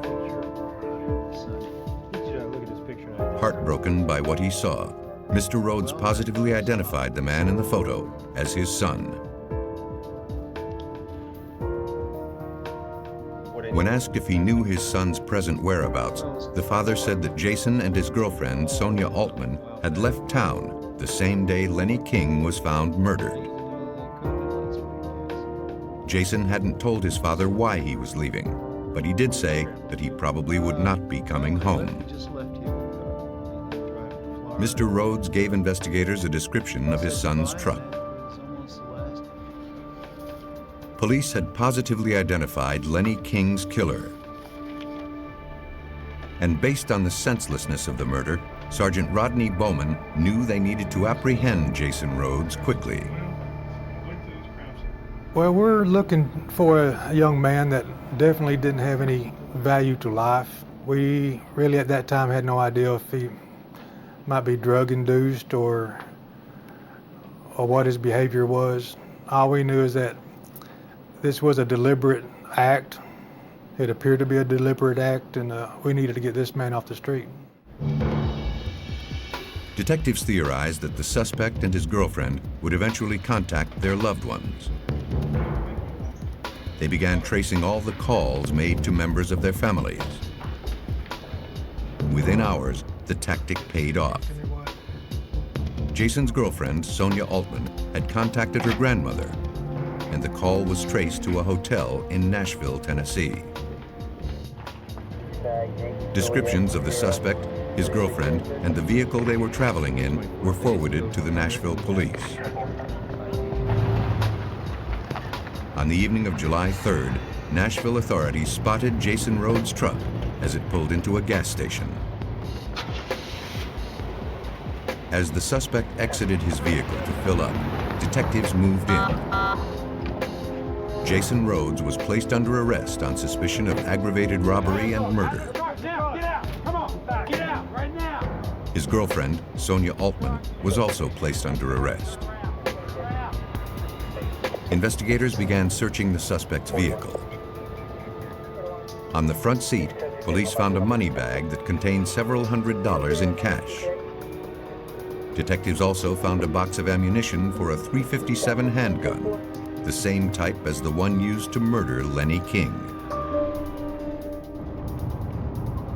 The following day, Chattanooga police traveled to Nashville to question Jason Rhodes about the homicide. At first, he denied any knowledge of the crime. But when confronted with the evidence against him, he decided to cooperate.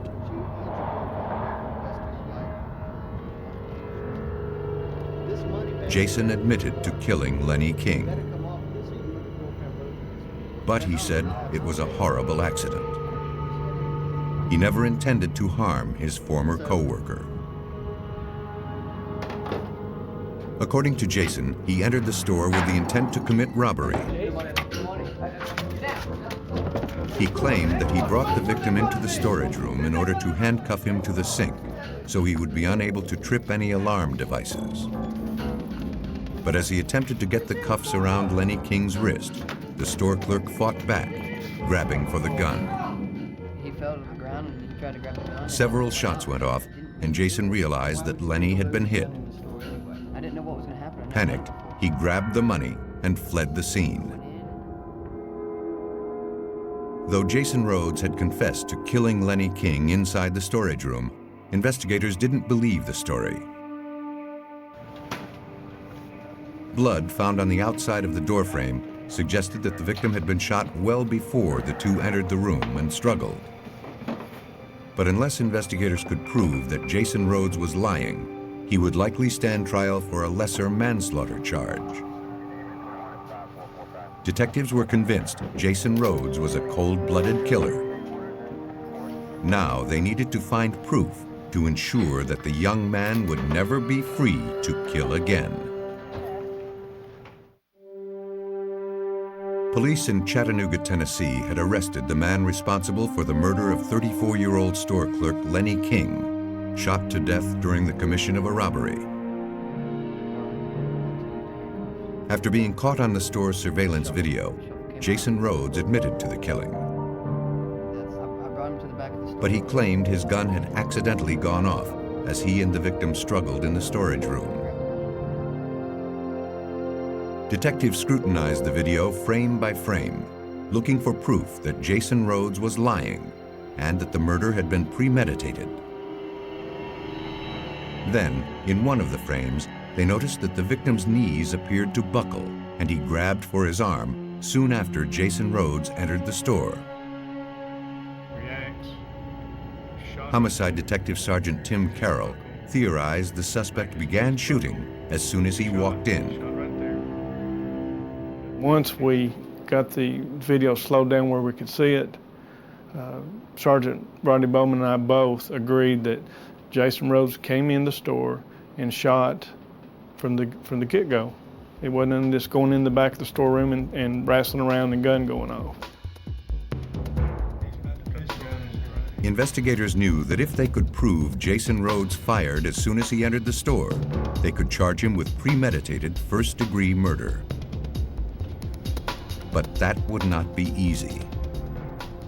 Where Jason Rhodes is positioned in the video, it's underneath all this date and time stamping. We can't see any muzzle flash. We can't see the weapon actually jerk. So our theory is we got to get this video enhanced where we can either eliminate the wording or can we see a muzzle flash. Investigators turned to scientists at the U.S. Department of Energy's Oak Ridge National Laboratory. There, Ken Tobin heads the Image Science and Machine Vision Group. His expertise lies in analyzing video images in order to extract data that is not readily visible. He agreed to work the case.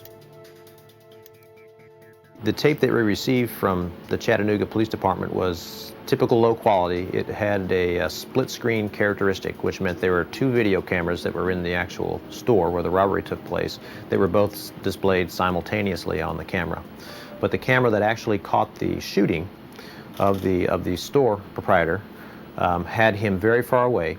It was obscured by the time and date stamp, which was posted in the upper left-hand quadrant of the image, and it didn't look very possible to see anything new. To confirm investigators' suspicions that Lenny King was fired upon before entering the back room, Tobin needed a clear image. First, he would have to remove the date and time stamp from the video. To do that, he applied computer software to the images as part of a process referred to as subtraction analysis. The analysis works by comparing each frame of video to the next, and then eliminating images that remain constant and unchanged throughout. So the subtraction process in this case, the goal is to remove everything that's constant in the scene. The shelves, the coffee pot, the time and date stamp, which was superimposed over part of the image, and leave nothing but, for example, in this case, the muzzle flash itself and the recoil of the body, the person holding the gun as it was fired. Through subtraction analysis, Tobin was able to capture a blip in the video that was previously obscured by the time and date stamp. And it appeared to be the muzzle flash from Jason Rhodes' gun. Tobin's analysis had brought investigators one step closer to proving that Jason Rhodes had entered the convenience store with the intent to kill Lenny King. But to win a first-degree murder conviction, they needed to be certain that the blip uncovered by Tobin's analysis was in fact a muzzle flash and not a glitch in the video itself. To find out, detectives returned to the convenience store to conduct their own experiment. Using the same .357 Magnum revolver used in the murder, they fired the weapon into old phone books, making certain to be in view of the store's surveillance cameras. We fired it into like a couple of old city directories in that same corner area, but not in the same area where this time stamping was. So we fired several rounds and of course recorded on the store surveillance film, and then our crime scene people also videotaped it as well. Likelihood that this is consistent with a The video of the reconstruction was sent to Ken Tobin for a comparison with the one taken during the actual crime. Now we have the firing here. When he compared the muzzle flash from Sergeant Carroll's gun to the blip on the video taken at the time of the murder, he concluded they were consistent in shape and intensity. Investigators now had the evidence they needed to prove that Jason Rhodes' story was a lie. And one isolated frame of video had been the difference in proving first-degree murder. I would compare what Oak Ridge National Lab did on this one little section of video to one drop or hair of DNA. It was that crucial. Without what they did, we didn't have what I would consider the video DNA for this case. To avoid the death penalty, Jason Rhodes, on the advice of his attorney, pled guilty to first-degree murder and aggravated murder. Police believe Jason Rhodes entered the store knowing he would kill the clerk who could identify him. After shooting him in the arm as he walked in, Rhodes forced Lenny King into the storage room. After a struggle for the gun, Jason shot the victim twice more in the chest at close range. He exited the back room and proceeded to rob the store of $2,000 in cash. Jason Rhodes was sentenced to life in prison. His girlfriend, Sonia Altman, was convicted of being an accessory after the fact and sentenced to 2 years in prison. Jason Rhodes' crime was exposed through state-of-the-art technology. But to solve a double murder in Albany, New York, investigators must rely on a 19th century invention. On the morning of July 3, 1994, Gary Lang went to check on his mother-in-law at a boarding house that she owned and operated. When he arrived, he noticed her stereo on the steps. The mail hadn't been collected, and the back door was wide open. Inside, the house was in shambles. Then, lying on the kitchen floor, he discovered the brutally beaten bodies of his 86-year-old mother-in-law, Josephine Zurich, and a tenant, Walter Peskowski. Investigators from the Albany Police Department rushed to the home. Police technicians carefully documented the entire house. Blood and debris were everywhere. Detective Anthony Bruno was shocked by what he saw. The house looked literally as if someone had picked it up and shaken it and set it back down. I don't think, aside from the kitchen table, there was a piece of furniture that wasn't turned over. There wasn't a drawer that hadn't been pulled out and emptied, thrown on the floor. The kitchen itself was covered in blood. There was nowhere to walk on the kitchen floor without stepping in blood. The blood stain patterns found throughout the kitchen were consistent with having been caused by blunt force trauma injuries. And it was likely that a cane with a bloody handle found on the floor was the weapon used to bludgeon the elderly victims. As investigators struggled to find evidence that could point them toward the killer, they uncovered another possible weapon. On top of the kitchen table, they found a cooking pot, dented and stained with blood. For investigators, all of the evidence suggested that the two victims had unwittingly stumbled upon a robbery in progress. And it appeared that the killer or killers had left in a hurry. Autopsies confirmed that both victims had died as a result of massive blunt force trauma to the head. 55-year-old Walter Peskowski had also been strangled. Each of the victims had been struck dozens of times. And the injuries were consistent with having been caused by both the cane and the pot found in the kitchen. The medical examiner determined that the murders had likely occurred between 10 and 11 p.m. the previous evening. Hopeful that the evidence recovered from the crime scene might yield some clue to the killer's identity, detectives brought it to the Albany Police Crime Lab.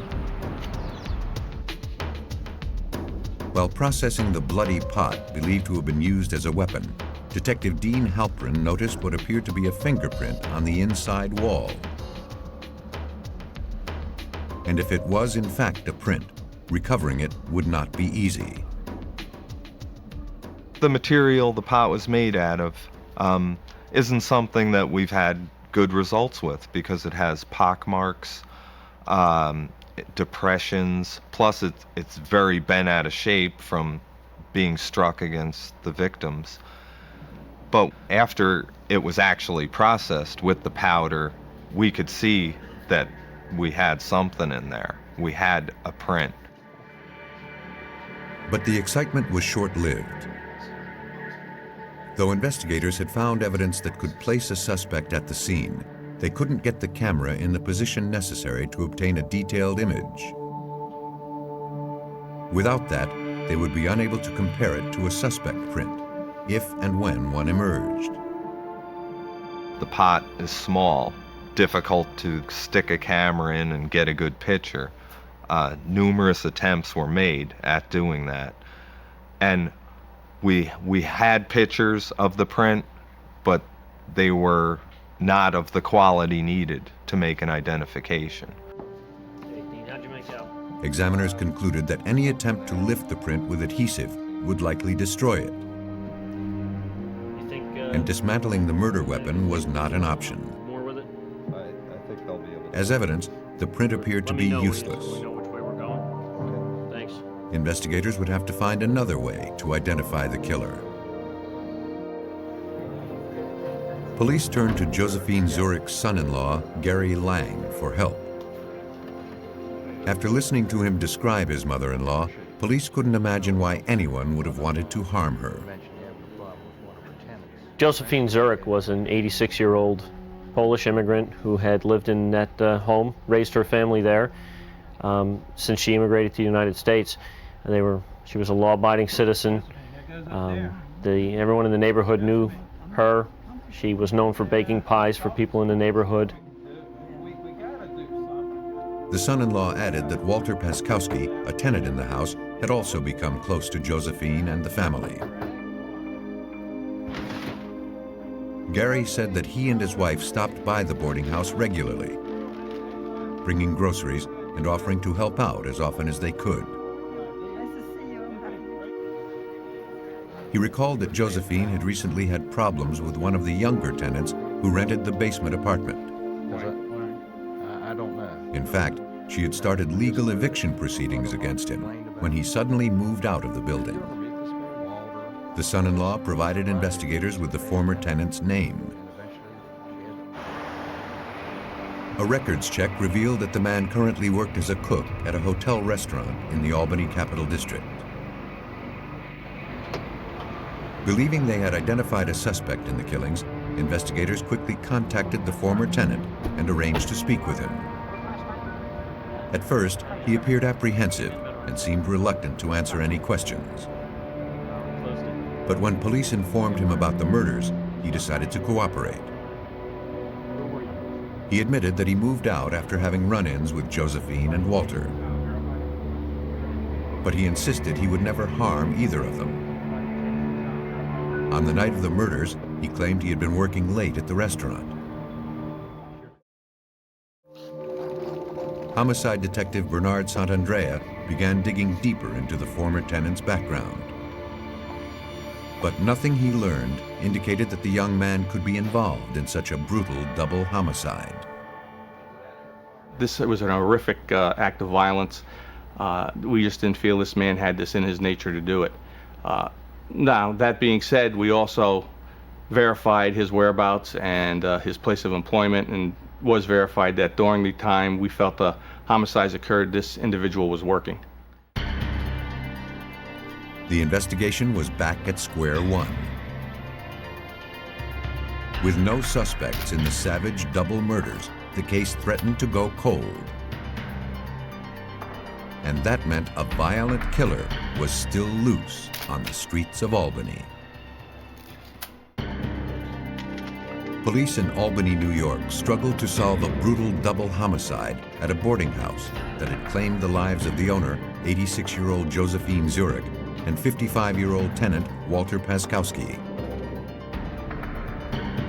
Though forensic examiners had located a suspect's fingerprint on a cooking pot used to bludgeon the victims, attempts to recover it had been unsuccessful.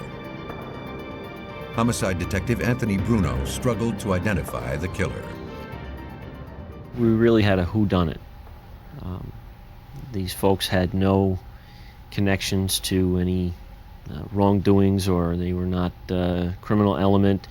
It was difficult to figure out who would have a motive to savagely beat these two people to death, aside from the burglary, which we believed happened. Police turned to the public for help. 2 days after the murders, a woman contacted detectives.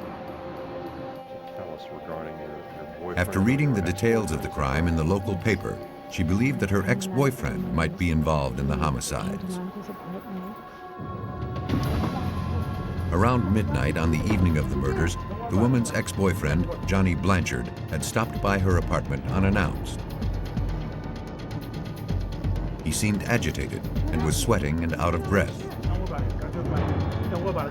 The girlfriend noticed blood on his clothes. Johnny explained he had been injured in a fight. But as he changed out of the bloody clothes, there were no injuries visible on his body. He refused to answer any more of her questions and left. She hadn't heard from him since. He didn't have any marks on him at all. Johnny Blanchard was well known to Homicide Detective Sergeant Bernard Santandrea. He had an extensive criminal record, which included drug charges and violent assaults. Johnny Blanchard was familiar to me and other investigators in the office. We've known him over the years, knew that he had a propensity for violence, that he would be the type of personality that could commit such a crime. Blanchard's records revealed that he had grown up in a house close to where the murders occurred. And he was rumored to be currently squatting in an abandoned home located next door to the victim's residence. Police believed they had finally identified a suspect in the murders. Now they needed to find Johnny Blanchard. His photograph was distributed to all area patrol officers. The following evening, Albany police spotted Johnny Blanchard hanging out near a downtown alley. He was placed under arrest and brought in to speak with homicide detectives. Under questioning, Blanchard was arrogant and uncooperative. He denied knowing the victims and insisted he had no information about the murders. After requesting that a lawyer be present, he asked to make a phone call. After a few hours of questioning, Johnny finally asked if he could call his former girlfriend on the telephone, and he wanted to speak to her before he spoke any further to us. Blanchard wanted to find out what his ex-girlfriend had told police. But while he was on the phone, he was overheard admitting that he had stolen a television and some jewelry from the boarding house. When police confronted the suspect with the information, his attorney showed up. And he refused to allow his client to answer any more questions. Though police had overheard a partial confession, they knew it would never be allowed in as evidence in a murder trial. Still, it gave them an opportunity. The owner of the vacant house where Blanchard had been squatting allowed investigators to search the property. There, they recovered a television set and some jewelry that was later identified as belonging to victim Josephine Zurich. Though convinced of Johnny Blanchard's guilt, investigators knew their case was still only circumstantial. To prove murder, they needed hard evidence that could place the suspect at the scene of the crime. Though a fingerprint had been located on one of the murder weapons, police had been unable to get a clear image of the print. Investigators turned to forensic experts at the Connecticut State Police Crime Lab. There, specialist Paul Penders agreed to work the case. After examining the print inside the pot, he realized there would be only one way to get Albany police the evidence they needed to make their case. We knew that there were some difficulties with lifting the print, it being a blood print and so forth, and it would have to be pretty much done off the photography. The comparison would have to be made with a photograph. But that was easier said than done.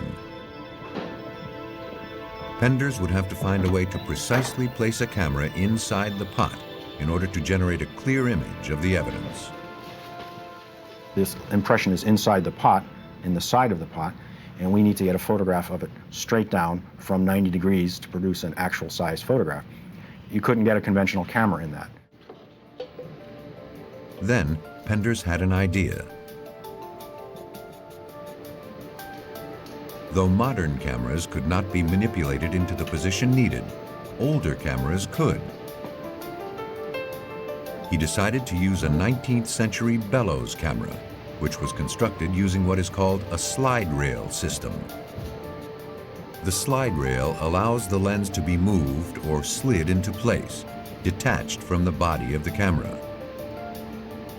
The system allows for greater access to images that are in hard-to-reach locations. Penders was able to slide his lens directly over the latent fingerprint. The film is another key component of the process. Each frame of film is 4 inches by 5 inches, much larger than the standard 35mm width. The major advantage of the 4x5 camera is you photograph the object already its exact size. So it's already life size. There's no question about enlarging it or reducing it. And the amount of information on that large piece of film far surpasses what a 35mm frame can give you. The procedure was successful.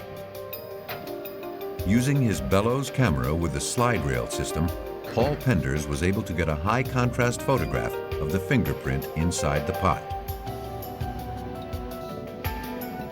Now, examiners looked to the evidence to prove that Johnny Blanchard had carried out the murders. When the print photographed from inside the pot was compared with known fingerprints taken from Blanchard, examiners concluded they were identical.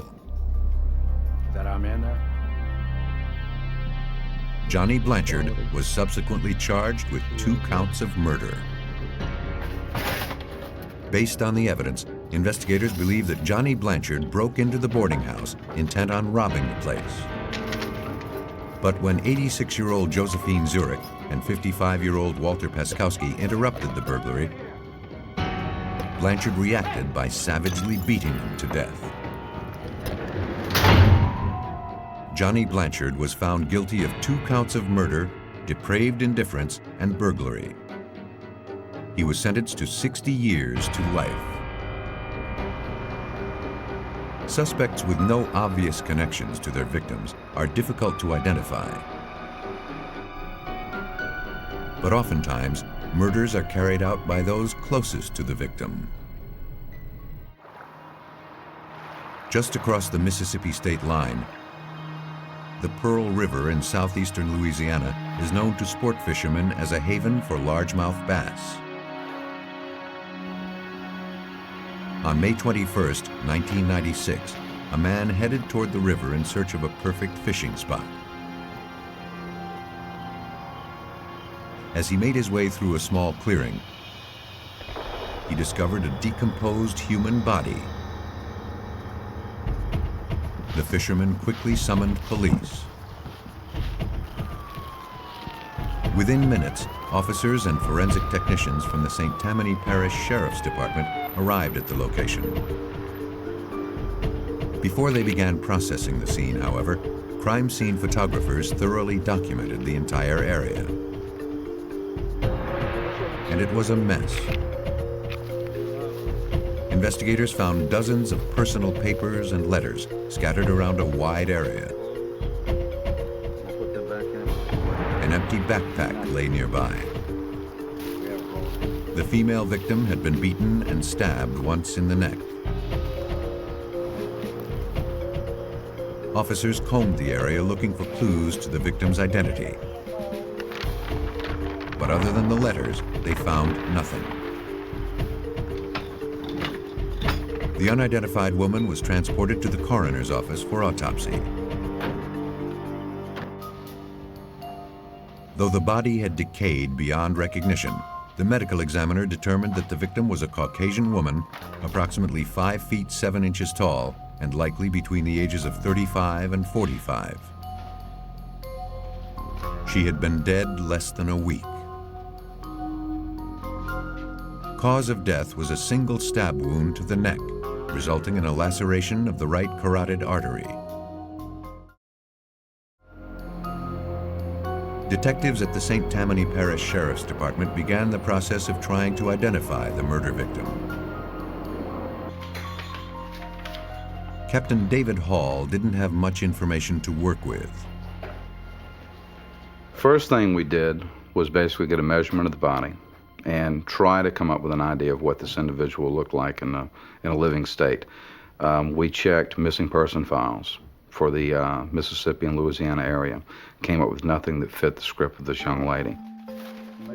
Investigators began sifting through the papers for clues. All of the correspondences were addressed to a woman named Liz, and they were all signed Michael Packer. His return address was located less than 100 miles away in Biloxi, Mississippi. Biloxi police were contacted and dispatched to the address where the letters had originated. Michael Packer was not there. According to his roommate, Packer had left several days earlier to work a job somewhere in Alabama. When questioned further, he stated that he knew a woman named Liz. Her full name was Elizabeth Herdman, and until recently, she and Michael Packer had been romantically involved. The roommate said that Liz and Michael fought constantly, mostly about money. In fact, a few weeks before, one of their arguments threatened to turn violent, prompting the roommate to call police. But rather than suffer in a violent relationship, Liz packed her belongings into a backpack and left. The roommate believed Liz was currently homeless, but he had seen her less than a week ago looking for work at a local employment agency. Hoping to confirm the victim's identity, Louisiana police ran a records check on Elizabeth Herdman. Investigators learned that the 39-year-old woman had been arrested on minor charges several years earlier in Florida, and her fingerprints were on file. When those were compared to the prints lifted from the victim, police found a perfect match. Police had identified the woman found murdered along the shores of the Pearl River. And her ex-boyfriend, who left town around the time of her murder, was the prime suspect. Now, investigators needed to find him. Police in St. Tammany Parish, Louisiana, had identified a woman found murdered near a riverbank as 39-year-old Elizabeth Herdman. To find her killer, investigators began retracing her movements in the days leading up to the murder. Louisiana police traveled to the employment agency in nearby Biloxi, Mississippi, where the homeless woman was last seen alive. The manager there confirmed that Liz Herdman had been in looking for work on May 18th, 3 days before her body was discovered. And Liz had not come in alone that day. According to the records, she had signed in with 2 men, Arthur Cyber and Alfred Huntsman, and a woman named Felice Fisher. The manager had seen the group together before and knew them to be friends. The manager also confirmed that Michael Packer, Liz Herdman's ex-boyfriend and the prime suspect in her murder, had signed in earlier that same day. But by the time Liz and her friends arrived, he had already left for a job in Mobile, Alabama. 10 minutes and I'll be coming your way. Investigators were able to confirm that Packer was several hundred miles away when the murder occurred. Since Liz Herdman had been homeless at the time of her death, identifying a suspect would not be easy. She's living on the street. Anyone could be the suspect. She comes across people capable of committing homicide on a daily basis. Captain Hall began tracking down Liz's 3 friends, hopeful they could provide information. But a background check revealed that 2 of those friends, Alfred Huntsman and Arthur Cyber, had extensive criminal records, which included robbery and assault charges.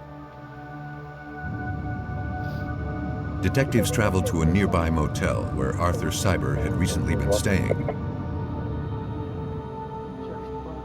Though he was no longer there, a motel employee remembered Cyber well. He had been staying in a room with 2 women and another man. One of the women matched Liz Herdman's description. The employee remembered that after the group checked out, she cleaned their room. It looked like there had been a violent struggle. The window had been broken, and there were stains on the bedspread that appeared to be blood. The motel employee hadn't seen anyone from that group around since, and they hadn't left a forwarding address. The information led investigators to now believe that Liz Herdman's friends were involved in her murder. An APB was immediately issued for the three individuals and the car they were believed to be driving. We wanted to alert the nation that we were looking for Arthur Cyber and Alfred Huntsman and Felice Fisher for questioning reference to this homicide. A few days later, police several hundred miles away in Hutchins, Texas, spotted the three suspects.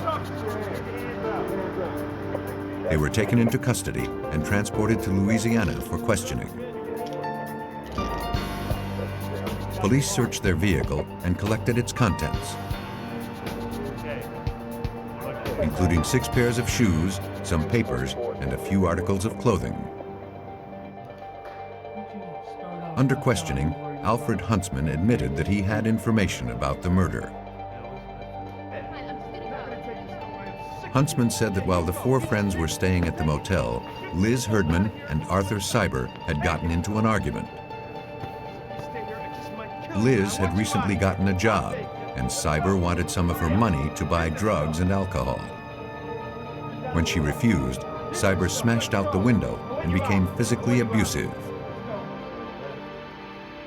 Eventually, things calmed down, and a short while later, Cyber suggested that they all go into town.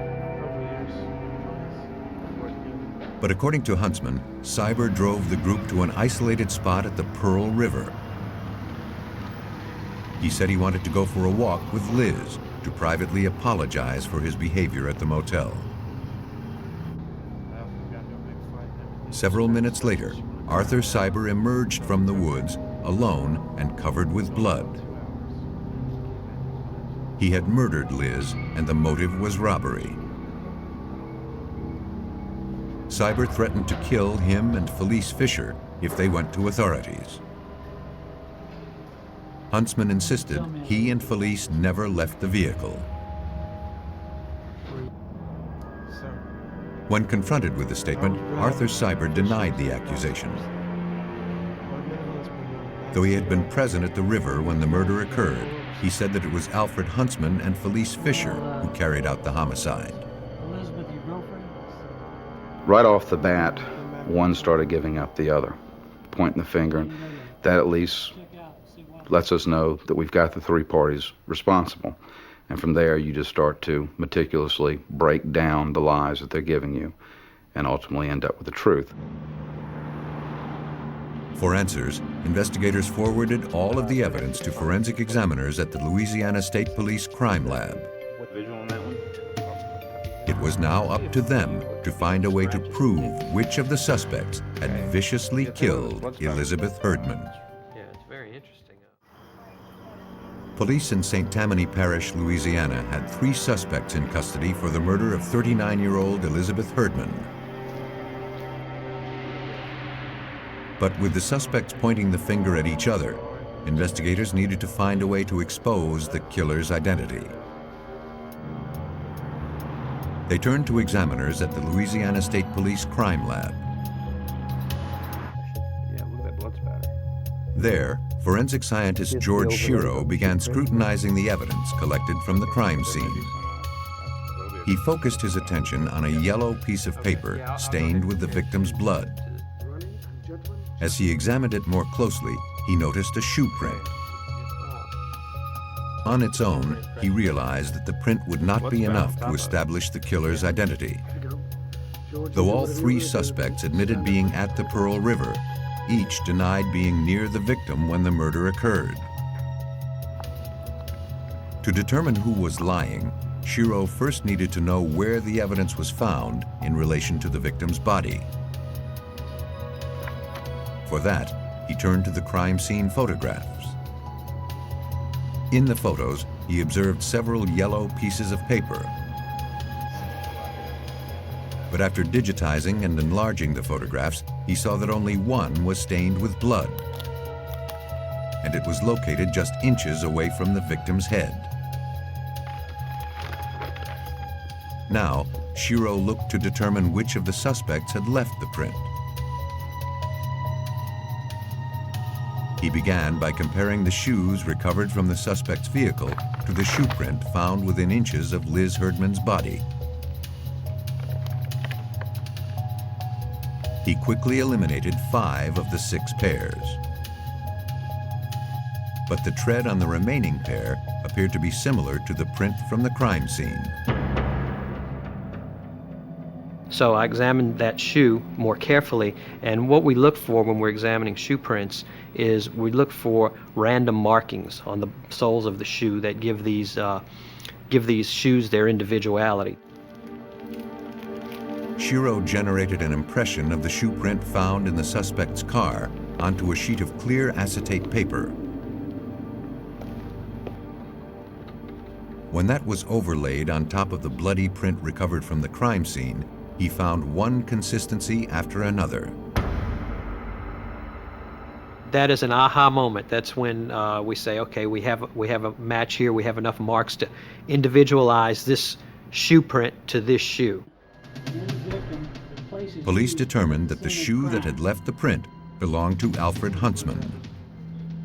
And Shiro's findings proved that he was within inches of the victim as her blood was shed, something he had previously denied. Confronted with the evidence, Huntsman confessed to taking part in the crime. But he insisted he hadn't worked alone. He said that he, Arthur Cyber, and Felice Fisher had driven Elizabeth Herdman to the clearing off of the remote road near the river with the intent to rob her. But the robbery spiraled out of control, and when Liz fought back, Arthur Cyber stabbed her in the neck. Huntsman admitted that he beat the victim while Cyber killed her. Polygraph tests later confirmed that all 3 suspects had participated in Elizabeth Herdman's murder. Arthur Cyber was convicted of first-degree murder and sentenced to life in prison. Alfred Huntsman received the same sentence. Felice Fisher pled guilty to accessory after the fact for first-degree murder and for second-degree kidnapping. She was sentenced to 25 years in prison. Most killers look to strike when their targets are isolated or far away from potential witnesses. When investigators struggle to identify a suspect, they turn to forensic examiners who can expose a killer's guilt caught in the camera's eye.